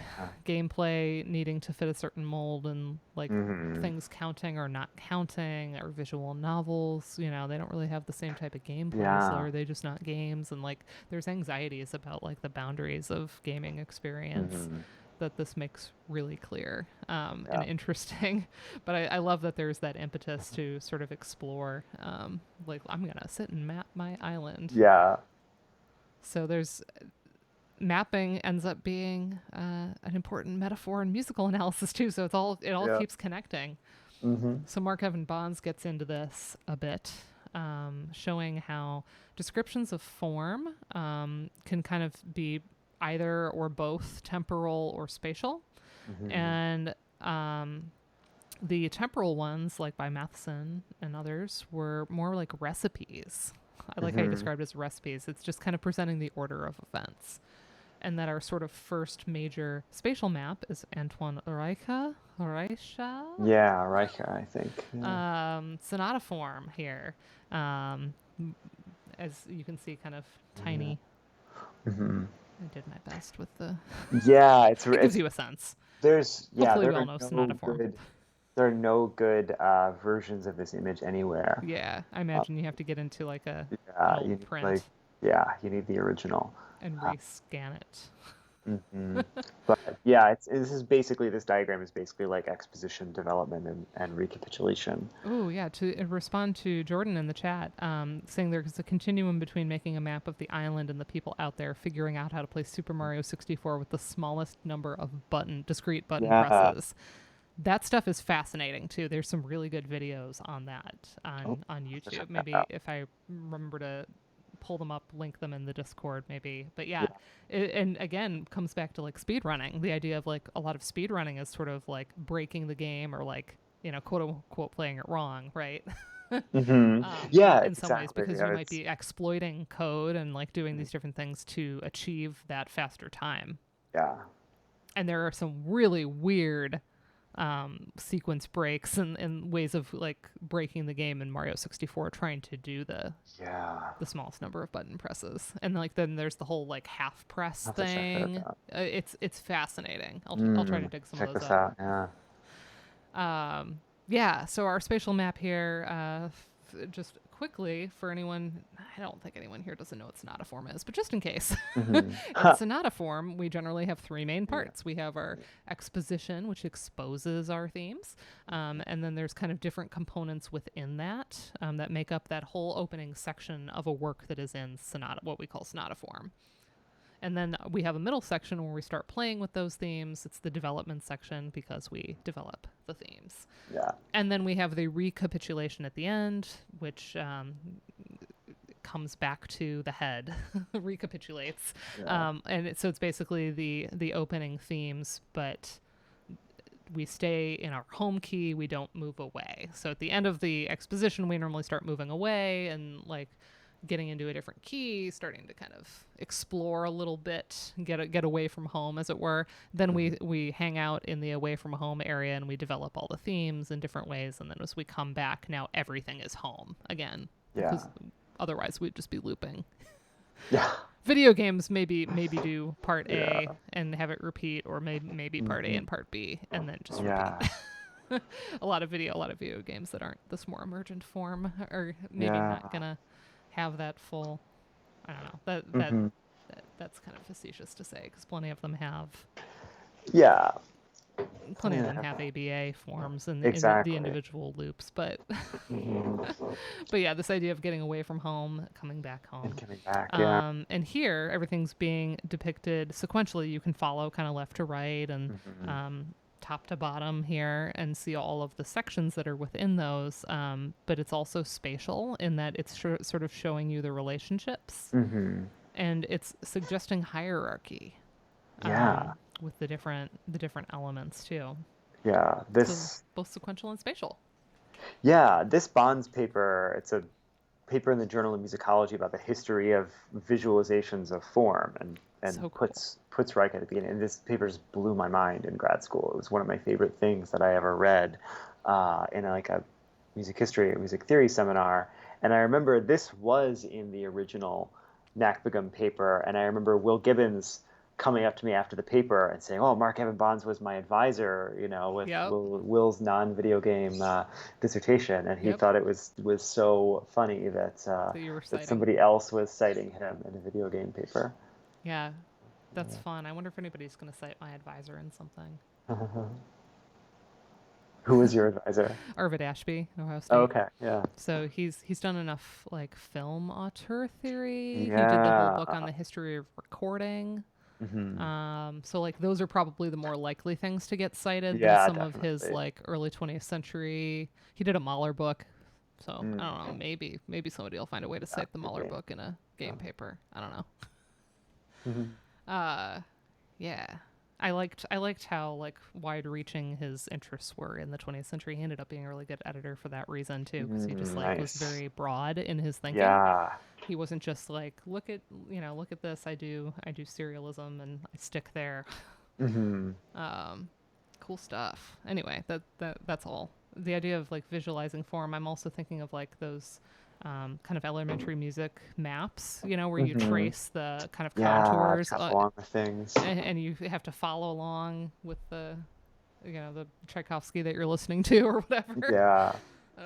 And how that's a way of spatializing the form too, and it's very tied to like instrumental timbres and melodic contour in the ways that those things are being mapped onto the space. I've never taught that or anything, but I kind of remember doing it in school as a kid. Yeah. So the map idea has a lot of correlates in games, but video game walkthroughs are one of them. Sometimes certain details are omitted. Sometimes I've seen walkthroughs that are very like exhaustive, like every single little thing. But in general, if you go to your phone and you're like, okay, how do I get to, the nearest local coffee shop that I like, it's not necessarily going to give you every detail. It's going to tell you like the major turns onto streets, and then you might have a pretty zoomed out view where it's not going to show you every storefront on that map. You can zoom in and then it's going to slowly reveal all those depending on how tight the zoom is. Yeah. But some maps can be that more zoomed in, showing all of the possibilities and giving what you describe as a more synoptic view. Is that your term? I like it. Yeah, just kind of overview of things. Yeah. And a good example of this in music was our buddy Hugo Riemann, yeah. Riemann, right? Because Riemannian analysis. Yeah, exactly. Neo. What's Neo about it? That it's basically a like did he have a rejected analysis and then he was like, no, I'm going to scrap that and here's the new one? Not exactly. He had his ideas, and what we call neo-Riemannian analysis is kind of modern day music theory that's heavily based on what he did, but also does some things very differently. So it's kind of this revival of his ideas in the 1990s and since which is what we call some people. One of my advisors, Alex Redding, likes to talk about Paleo-Riemannian theory as the original. I was gonna want like, are there people that Paleo-Riemannian. just do Yeah, Riemannian theory like yeah, without, and they lop off the totally. Yeah. neo and they say like I'm doing the original Hmm. paleo? I Yeah. like that. Paleo-Riemannian theory, he likes to call it. Maybe Yeah. that when I work on like 8-bit stuff, I can call myself a paleo ludomusicologist. Paleo-Ludomusicology. There you go. Just more. And Because then we need to keep, food in we need 8-bit the music. biggest, most like jerk words possible so we Yeah. can, keep that ivory tower. Yeah, I'm exactly. kidding. Paleo-gastroludomusicology. Exactly. If I were yeah, obviously I like accessibility, hence Twitch, but but I enjoy like the gamesmanship of having ridiculous like Hmm. just chunky words that we use Yeah. in the field. I find that I don't know, some Yeah, people think it's totally. like overly, I don't know, full of ourselves, but Yeah. I think it's kind of fun. A lot of times I think it's in the spirit of fun. Yeah, I get asked some like on panels and stuff like, oh, this word ludomusicology, like, do we need it? And I'm like, well, Uh, it depends who you're talking to. And I'm like, but I don't have a very smart answer in that. I just think it's a fun word to say. So yeah. like I don't I understand the sometimes you're gonna say, well, I just work on video game music or I'm a Hmm. video game music scholar, where you might not want to use the term, especially in public spaces. But I'm like, Hmm. it's fun though. Yeah. So sometimes Well, it's it's okay for us to just decide a word is fun. yeah. Well, and also like we were talking about the boundaries of the discipline, like it's a little bit more inclusive in that way than Hmm. saying I study video game music or this is a panel on video game music or something like that. Yeah. Yeah, You know, if we're there's really careful all about brands. including some of these other folks that are studying play, Hmm. we can be more expansive about it and more inclusive. Yeah. We gotta work at it because a lot of us are mostly doing game music, and like Yeah, that's true. that happens to be where we study, right? And that's kind of Hmm. our areas of expertise. So, Yeah, totally. but yeah, making sure that those other people feel welcome into the fold, Hmm. do a little outreach. So anyway, I guess Paleo Riemann here uh, has the tonets, which is sort of the idea of mapping an entire pitch space, the way one or chord space, I guess, the Hmm. way one might map sit and map their island of Proteus. So here's what Hmm. that looks like. And you write the implication Yeah. behind making any map, whether ludic, musical, or both, is that once it is made, the map can serve as a guide to some other activity that would otherwise be impossible. But mapping the game here, what does that allow us to do? If I make Yeah. a map of my island, then what? Yeah. Then I have a map of my island. Yeah. But well, it's like if the point of the game is to explore, and then you've explored a lot and you made a map, like what do you then use it for? To explore it again? Especially knowing that once you get to winter, your island kind of It's dies, right? over. Like, Yeah, exactly. because then you start the new one and that map doesn't help you anymore. Mhm. So Yeah. it's not like Yeah. you restart the game and then you're like, cool, I can like go back to the beginning knowing where everything is Exactly. now. And No, you can't. There can't. It's like not even a save. There is a. I guess I don't actually 100% know because I think it's the game only takes 45 minutes, so I've only mhm. ever played it in one sitting, I think. Yeah. But yeah, there's no kind of save and export and import and go back to your old island. Right, It's you do uh, not get to save your island yeah, unless you are like capture card, like yeah, sitting here in Streamlabs, hmm, recording your play.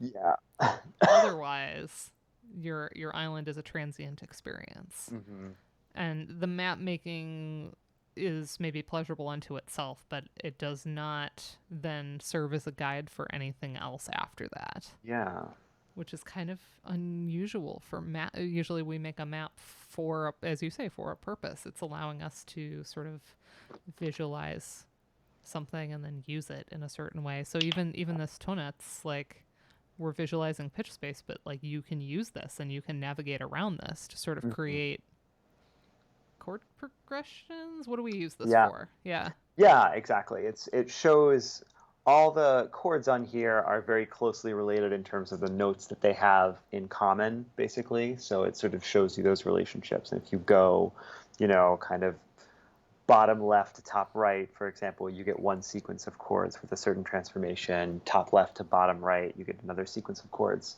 Um, so And you yeah, could kind also of use this to plan, like plan a movement. If you were yeah, composing too, you could kind of exactly. wander your way through, and then kind of base your underlying harmony on that. Exactly. It could be used compositionally or analytically, sort of depending on what your interest is.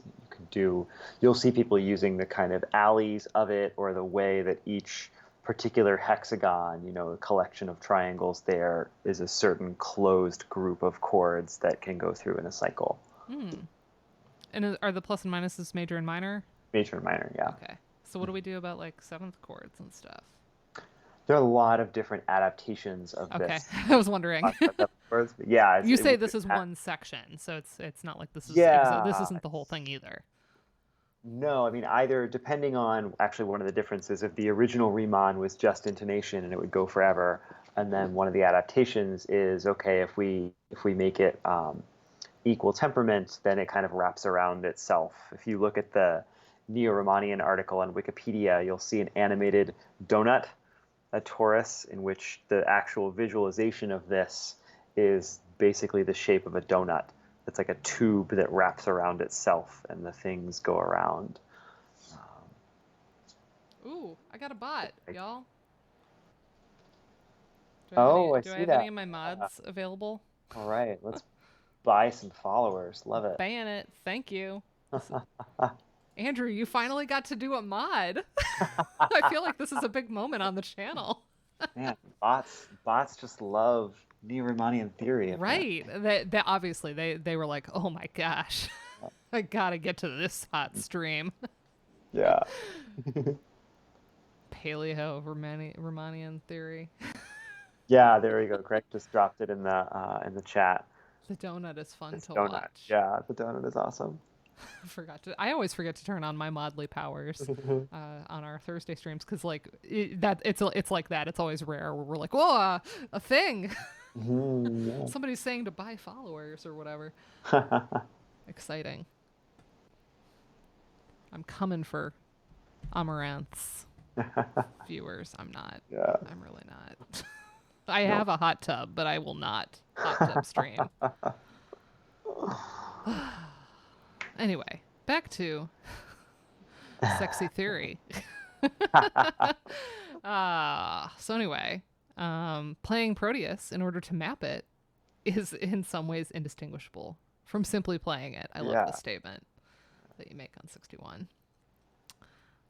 So, yeah, the question is like, I mean, the mapping has to be sort of sufficient unto itself. It has to be Mhm. sort of a core pleasure of the gameplay for the people that want to sit down and map theirs. Yeah. Or maybe it's a way to preserve it knowing that it's going to disappear. You've played through it once Yeah. and you're like, I really liked that island. And then it kind of That's disappears. And so the next time you're like, well, I'm going to map this. And then at least I yeah. have the version on graph paper that I made. Hmm. Maybe I can Yeah, go back and color it in. that's definitely a nice way to look at it that I don't necessarily consider in the paper, is that it can be a kind of artifact that you want to make and have and keep. Um, Yeah, way of holding onto your island or whatever. yeah. Yeah, I've done that. I've done that with earlier games. Hmm. I reference all the time. I did a Harvest Moon thing like that when I was a little kid, Oh yeah. where even though that map is pretty set, it's not like you had even different farms you could choose from. Hmm. But I would draw my specific where I had planted. There's enough of a grid that you can have the crops in a lot of different configurations, and Yeah, and just you want to. depends how far away from the shipping bin you're willing to be, and can you Mhm. physically then you get the saddlebags and you have the horse and you're fine. But Yeah. in the later seasons, but having where did I plant exactly all the crops? It's like I drew that for myself, and that was a very Hmm. particular farm that I captured, and I still have still Yeah. have that, and it's adorable. So there could be a reason like that you map it just to sort of have that Yeah. object Totally. and hold on to the game in that way, if you're not just going to record the gameplay Hmm. and have a video playthrough where you go, oh yeah, things were in this configuration on this playthrough. Yeah. For a lot of people it is very the transients might be the point, and they sort of Hmm. recognize that like that's what's cool about it is I get to explore it while it's here, and then it's a new experience the next time. Yeah. Yeah. But mapping it is really valuable for some people, and sort of recognizing like what's the impetus for that. If again, it's not going to be then the map that I go back and explore. At the end here, you say, with apologies to T.S. Eliot. We are the game while the game lasts. What's the original quote that you distorted? Do you remember? You are the music You while are the the music while the music lasts. Yeah. So we are the game while the game lasts. Yeah. So what does this say about the notion of analysis itself? How does analyzing this very musical game differ from the act of analyzing a piece of music or any given performance of a piece? And can this help us reflect backward on the practice of music analysis? Big questions here. Again, taking on all of theory. Exactly, yeah. Donning the boxing gloves, ready to go. Yeah. So this is where we get to experimental music. Proteus is not only in dialogue with crucial ideas about graphic scores and performative spaces, it can actually help us think about musical form in ways unavailable to notated music, advancing ideas that pen and paper cannot touch. And here we get into aleatoric, chance-based music more generally. Paul Griffiths defines 3 forms: aleatory composition, mobile form, and indeterminate notation. So what are those? Aleatory composition is some sort of fixed score, but where you were using chance to create it. So John Cage using the I Ching to make music of changes. Certainly dice rolling, any kind of where you're randomizing some element, using a random number generator and tying that to a certain parameter and saying, okay, I'm going to, just let chance determine what I put in the score. But the score itself ends up being fixed. So the chance is on the composer end.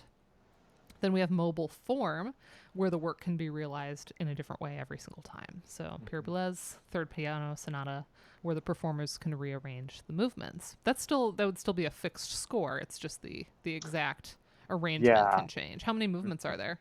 That one I'm not sure off the top of my head. If it's only 3 or 4, that's like not as interesting. But if there's like a bunch of little movements, that could lead to so many different. Yeah, I haven't thought about that. I should have looked that up, but it didn't occur to me till just now to ask. Yeah. Yeah. So if you have like a dozen little movements, then you could get really different experiences every time. And also sort of the way that you play through them, I imagine like you could decide whether to do a taka or not, maybe in some of them, and like make it more smooth depending on how you want to do those transitions. And then we have indeterminate notation, where this incorporates both the indeterminate versions of traditional notations, this stemless or unpitched note heads in Morton Feldman's Intermission 6, and graphical and textual notation as in Cardou's treatise that we've referenced a few times. So we can have stuff that looks fairly traditional, but is leaving out some details. But then we can have stuff that's even more abstract, and then we really have to map what that means. Yeah. So again, the first one is randomness on the composer side. The other 2 are randomness on the performer side. Proteus is a good example of mobile form, the second one, and you compare it to Klavierstück, 1957, specifically number 11. Stockhausen's 19 musical fragments on a single large sheet of paper, and the player is supposed to just go by what catches their eye, right? You just kind of like, oh, I landed on that one, I got to play that one. Yeah. And then you are done with your playthrough when you land on the same fragment 3 times. Yeah. I wonder if I would have the concentration to know that I had hit the same one a third time. Yeah, I've thought of that. I don't know that I would. Depending on how familiar I was with each individual fragment. Yeah, they're short. The piece is like a big poster, basically, that you must have to put like up on an easel in order to truly play it the way it's meant to be. Yeah, and short little bits. And are they pretty far apart from each other, like space? I mean, I know it depends on how big you get the thing printed. Yeah, they're spaced out, but not hugely. Yeah. There's kind of like block of things here going across like that. Yeah, and then just sort of trying to catch your eye and. Yeah. Yeah, I imagine I would screw that up in a performance. I would have to practice like knowing when to stop, like recording myself and going, okay, did I actually stop on the third one? And you would have to be sort of self-conscious to recognize, like, okay, I've gotten a third one here. Because I imagine you could get into kind of like a flow state with that one, where you just kind of kept going. Just go, totally, yeah. But I guess it also wouldn't be the end of the world if eventually you realize, like, okay, yeah, I'll end it now. Yeah. So just like a performer following the score, even if you had a particular plan for Proteus, you could it could be interrupted, it could be abandoned, and both the Stockhausen and Proteus have a set endpoint. So even if you spend more time in the seasons leading up to winter, because again you can go back and replay and step out of the circle, you can, or moving around all the fragments in the Stockhausen.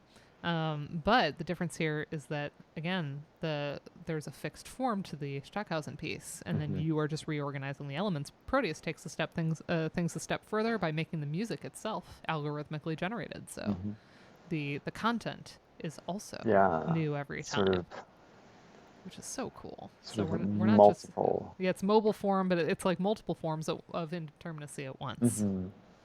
So this is kind of the closest thing, as you say, another good argument here, to an indeterminate music that remains random on both levels, composition of the score and the realization of that score, which is cool. And this is also, I think, a useful point of distinction when we talk about, well, all games kind of have this element.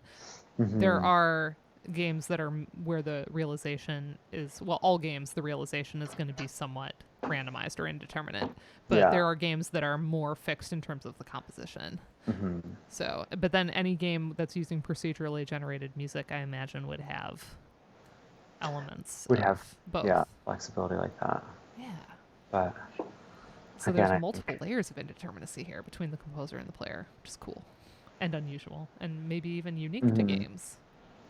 Yeah, I think that's one of the ideas that I like in this is that I think there are aspects of this that are kind of, games have a unique contribution to make in thinking about indeterminacy and thinking about experimentation and things like that. Like there are certain things that games can teach us that you can then take to other formats maybe. Yeah, because you can't really. This ain't a game for narratologists. No, not at all. Unless you decide you're going to do a creative writing exercise and write your own. Yeah. Which it could be like the mapping, right? I could see almost like Machinima, somebody recording their Proteus gameplay and then using that as the basis to do a story. To tell a story, yeah. So I bet that that's out there. Just the way that people do that with The Sims all the time. They use their Sims to sort of enact stories. Oh, wow. And that goes back to the original game. There were extensive websites where people would export their little photo album, low quality shots, and they would be using it to tell different stories. Tell a story. Oh, kind of like a dollhouse. I always thought of it very, very akin to having a digital dollhouse. And I know I certainly spent a lot more time in build mode using the Rosebud sheet to just do the interior design and get the house the way I wanted it instead of playing it kind of organic. Again, how did they want you to play? Did they need you to get your sim a job and slowly work up the money to work rags to riches to eventually get the cool house, or is it just as valid that to just And I noticed that, so I had been out of the loop since Sims 2, and I had hit a big deadline earlier in the year and finally bought myself Sims 4. And the problem with those games is the expansion packs cost a lot of money. Totally. To get all of them, you're this is such a money suck. Yeah, it is. But I noticed the loading screen of Sims 4 specifically was here's the Rosebud. There was a whole thing where it was pointing out they recognize it as a very valid form of play, and that's an important mode for certain people, but they make sure that there's the opportunities for both. Anyway. Yeah. So I like this last bit of reading Proteus as an interface rather than a work. Similar to Xenakis's You Pick. Unité Pédagogique Informatique Simemu. Yeah, it's like an acronym. It's like an acronym within an acronym. An acronym within an that's too many layers. I can't even tell you what the last one. And this is a large graphic that's supposed to be tablet, not table. Tablet covered with paper where the composer can draw actually with a pen or a stylus, and then the graphical inputs are then interpreted by the computer and rendered as sound. So it's an interface to create sound. And one might consider it a game. Yeah, in a way it is. I think it's kind of close to this, but I kind of have come to think of Proteus is almost its own kind of weird musical instrument, like its Hmm. own kind of indeterminate And instrument. Kanaga supports you on that, doesn't he basically says it's music to be played. Like Yeah, exactly. the whole game is being treated that way, and a lot of games have those elements. I think uh, Collins talks about that, Hmm. where like going, maybe you notice there's like an ascending figure when you go up the stairs, and so you run up and down and you Yeah, start there's kind of playing with so it. many moments you There's can a play lot of with. moments like that in games where Yeah, you kind of notice that a sound is tied to a certain thing, and then that might encourage like a, or Tim yeah, Summers has talked about playful listening in that way too, like exactly. the way that it Yeah. encourages certain play styles because you're trying to listen for it. Hmm. Yeah, totally. So this combines elements of aleatory performance, as in mobile form works like Stockhausen, with aleatory composition by generating random island scores at will, as in John Cage's Music for Changes, and filtering both through a layer of abstraction by way of the indeterminate notation of the game's environment. It's all three at once. Yeah, What? exactly. It's everything. How? How is it all three at once? It's amazing. Yeah. As the programmer Ed Key does by burying David Kanaga's compositional components inside the environment of Proteus. So the game forges a deeper level of chance, enabling Key and Kanaga to craft a work that is highly random and almost infinitely repeatable, and that preserves the element of chance on the part of both the creator and the performer listener. Yeah. So this is the most indeterminate of indeterminate. Exactly. Yeah. I challenge the chat to find a more To indeterminate be form of to indeterminacy. be more indeterminate. Like what would the next layer even be? Yeah. How would we even get more indeterminate than this? I don't think we can. Because you'd have to play it blindfolded or something. Just like the speedrunners. Oh, it all comes Yeah. back. There you go. Have you ever seen the at again going back to like the speedrunning games done quick, the folks that do punch Yeah. out Yeah. speedruns blindfolded Mm, and how difficult that is. yeah, totally. Like you can be a real virtuoso, but like knowing again that so much of speedrunning is based Mm-hmm. on RNG in certain sections, the random number generation. So like the randomness inherent in certain early games. Well, I guess any games can employ RNG, but you hear about it a lot in these kind of old games. Like, oh, they got bad RNG, and it actually like can end the run Yeah, pretty exactly. late in it because they got the bad cycle of something. Yeah, the bad sequence of moves or something. And then like knowing how quick your reaction time has to be in something like Punch Out to that like hint of a sound, you have to be like instantly. Yeah, Ugh, it's amazing. It's amazing to watch. Punch Out is technically I think a lot of fighting games totally. have like rhythm game Very components, rhythmic aspects. and people are using that soundscape in really specific ways in gaming, just Totally. like Proteus. Yeah. Also Ninja Gaiden, totally, Mhm. totally. Yeah. So this was a beautiful look at a beautiful game. I know several people that teach game classes that this is one of their assigned games that they have all of the students play. Yeah. I think partially because it's a low barrier of entry in terms of cost.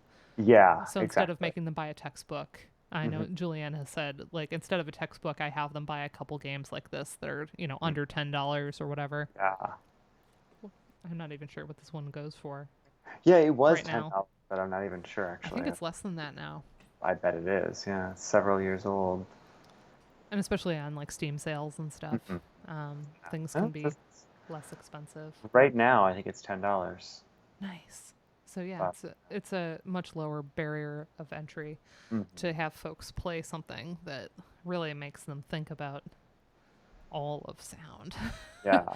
And in this case, all of theory and analysis in Hmm. new ways. Oh, Yeah. Andrew has news to share, please. I'd love to hear Uh, some news. News let's is hear. great while we await that. What's coming up for you in terms of publications or any fun courses you're teaching coming up? Me? Yeah. Yeah. Let's see. I've been working on a couple of things. I'm working on a big music theory online article that's about Yay. YouTube. That Oh, that's exciting. have like the weekend to finish up my final edits to, and then that will go off into production and come out in the fall. And I'm working on another sort of ecological project. I'm doing an SMTV video Love it. based on an AMS paper I did about Amy Beach and Amy Beach's use of birdsong in her piano music. Oh my gosh, so Those are good. two current things right now. And That's then gonna be really yeah, fun. I don't have a Ludo thing that I've been writing right at the moment, but I've got a couple things that will come out Andrew, soon. Congratulations! congratulations! Excellent, I Andrew. was hoping that Awesome. was going to be the news. Me too. Yeah. Oh, so well deserved. Awesome. Congratulations. We're so happy. We'll celebrate too. Unfortunately, your Until Dawn paper isn't until September, but we'll still celebrate when you come on. I'll get a little like blower and a party hat. Yeah, Oh, that's amazing. Congratulations. that's awesome. You've been taking anyone on the market knows, so many interviews and so many things that don't even lead anywhere because the market is the market. So Yeah, that's a totally. real triumph, and I'm so happy That's for you. awesome. Congratulations. I'm glad that we're sharing that in this space. Yeah, That's very exciting. that's awesome. So anyway, I'm really excited about your upcoming SMTV and all of that. Yeah. Wonderful stuff. Are you going to New Orleans in November? Yes. Yeah. Good times. Yep. Yeah, I'm gonna do that. It'll be good. I'll not presenting, but chairing actually a video games panel. A I think video game panel. I will make sure I'm yeah, at that. an SMT panel. Who all is involved? I'm trying to remember. I don't have it. I don't know off the top of my head. That take That's me really 2 seconds exciting. here to have I it. I don't know if I've announced publicly on stream, everybody. I got into AMS this year. Nice. Excellent. And it feels a little like winning the lottery. Maybe it's just because submissions are down in the pandemic, but I doubt it because when I submitted No, mine, it it's was like the number assigned to my submission was like 1,600 something. yeah, So I'm like, I so imagine that is sequential based on when they came it's in. so so difficult to get an AMS no matter what. so I get into AMS. I am going to be Nice. giving a paper that a couple people have seen if they were at Game Sound Con a couple years ago on that dragon Cancer and Okay. narrative acoustomology. Um, Congratulations. it's going to be a lot. It's a paper that means a lot, and it's going to go in my eventual book. And it's sort of talking about soundscape and Mm. the I had some really beautiful conversations with the game's composer, and he shared sketches with me. So I was like, if anything is going to attract the eye of the AMS readers, it's going to be like sketch Sketch. studies and Yeah. and using words like acoustomology and talking about crypt time theory from disability studies. I was like, I'm bringing together all the things Awesome. because there are definitely like my Goose Game paper. I don't think would have played quite as well at an A. Well, maybe it Really talks about nice. WC. I guess that's kind of in their wheelhouse, but Yeah. there's more ludic stuff that plays better with like the NACFGM crowd. Hmm. So yeah, today we're just all the kudos to everyone Yeah. having All all kudos. these exciting things happening, all these books coming out. Yeah. Yeah. So anybody that's in New Orleans, I have no idea. I want them to schedule me because I keep getting price alerts on the flights, and I need to know like if they Oh, put me on Sunday. me too. I'm waiting for this I like this panel. I asked them because I know I have to get there on Wednesday for Wednesday night, Thursday stuff. Yeah. So it's And like I I told can't really book it until I know yeah, for sure when I get scheduled. So I'm like, please schedule me soon. yeah. I And I know Will Gibbons got into. We're like hoping that we get put on the same panel where yeah. they just go, "Oh, look, there's two game people." Game people. Yeah. So Exactly. we're like, "Wouldn't that be fun if we get to be on a panel together?" Yeah. But if not, we'll just have to go to each other's. Hopefully, they Yeah. wouldn't be silly enough to schedule stuff like that against each other. Yeah. Probably not. But But the I don't know. I'm not in charge of that. But yeah. anyway, very exciting. The SMT panel here, I just went and looked it up after you asked, is the papers are Lucas Perry on leitmotifs in the Legend of Zelda series across games and the reuse of themes. That's a paper that I've actually seen. Yeah, Uh, yeah. Blair Ziegenhagel on familiar tonality and timbre in horror video games. Fun. And then Megan Levengood and her husband Evan Williams are doing a collaborative paper on using data science to define the winter topic in video music. Oh my gosh, I'm gonna be there. I love it. So it's called Topic and Leitmotif in Video Game Music. I love that. I Like love some that because I've cited Megan's dissertation and some of the stuff that's come out since on like Exactly. timbre and coldness and hotness, Hmm. like implying temperature. So I imagine that's gonna like I think it's, yeah, related. continue on that. Oh, I Yeah. love it. Oh, that's so useful and so interesting. Yeah. I love that. And I think about that all the time, that like music that feels wintry or cold or, Hmm. oh, Hmm. I can't wait. There's going to be Yeah. so many good things. Yeah. SMT is going to be recorded. Yes. Some of us will use all of our powers to do some stealth streaming. Yeah. And as I always say, the disability study group for years now has just done Facebook Live. I mean, like there are very low key Yeah. ways that you can do a live stream. But if I have my laptop, I mean, it wouldn't be like with the nice microphone and all that. But like I'm sure that there's a way to at least record. Hmm. Record if not live stream. I'll try to live Yeah. stream, but I will at least record my Hmm. session. And if Yeah. Will is like, yeah, record mine too. I don't know. We'll see. Yeah. Anyway, we've gone a little over. Thank you for spending so Ah, much time, and I'm always so grateful for everybody for yeah. giving me so much time to go through this stuff with Yeah, I'm everyone so grateful to have the chance to talk about this work. and figure out how to pronounce some of these Exactly. I game know. people's Me names, too. Yeah. or maybe not figure Still, out. yeah, I was gonna say, still haven't 100% figured out. Yeah. I want to do justice to everyone's, but Yeah. yeah, support the subversiveness, and Hmm.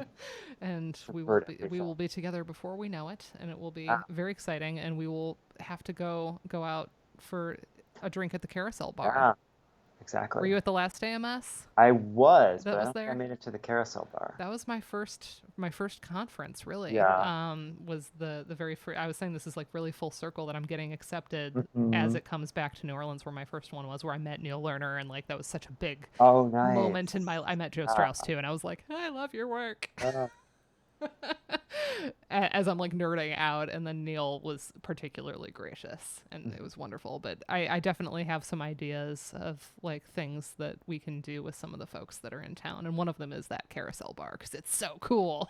can't It's wait. like it's a lobby of a hotel. It's an actual carousel, and it Oh, spins wow, that's awesome. very, very slowly. Like over the course of an hour, you Sure. make Yeah. a rotation, because obviously Yeah. drinking plus spinning That would could be not, bad.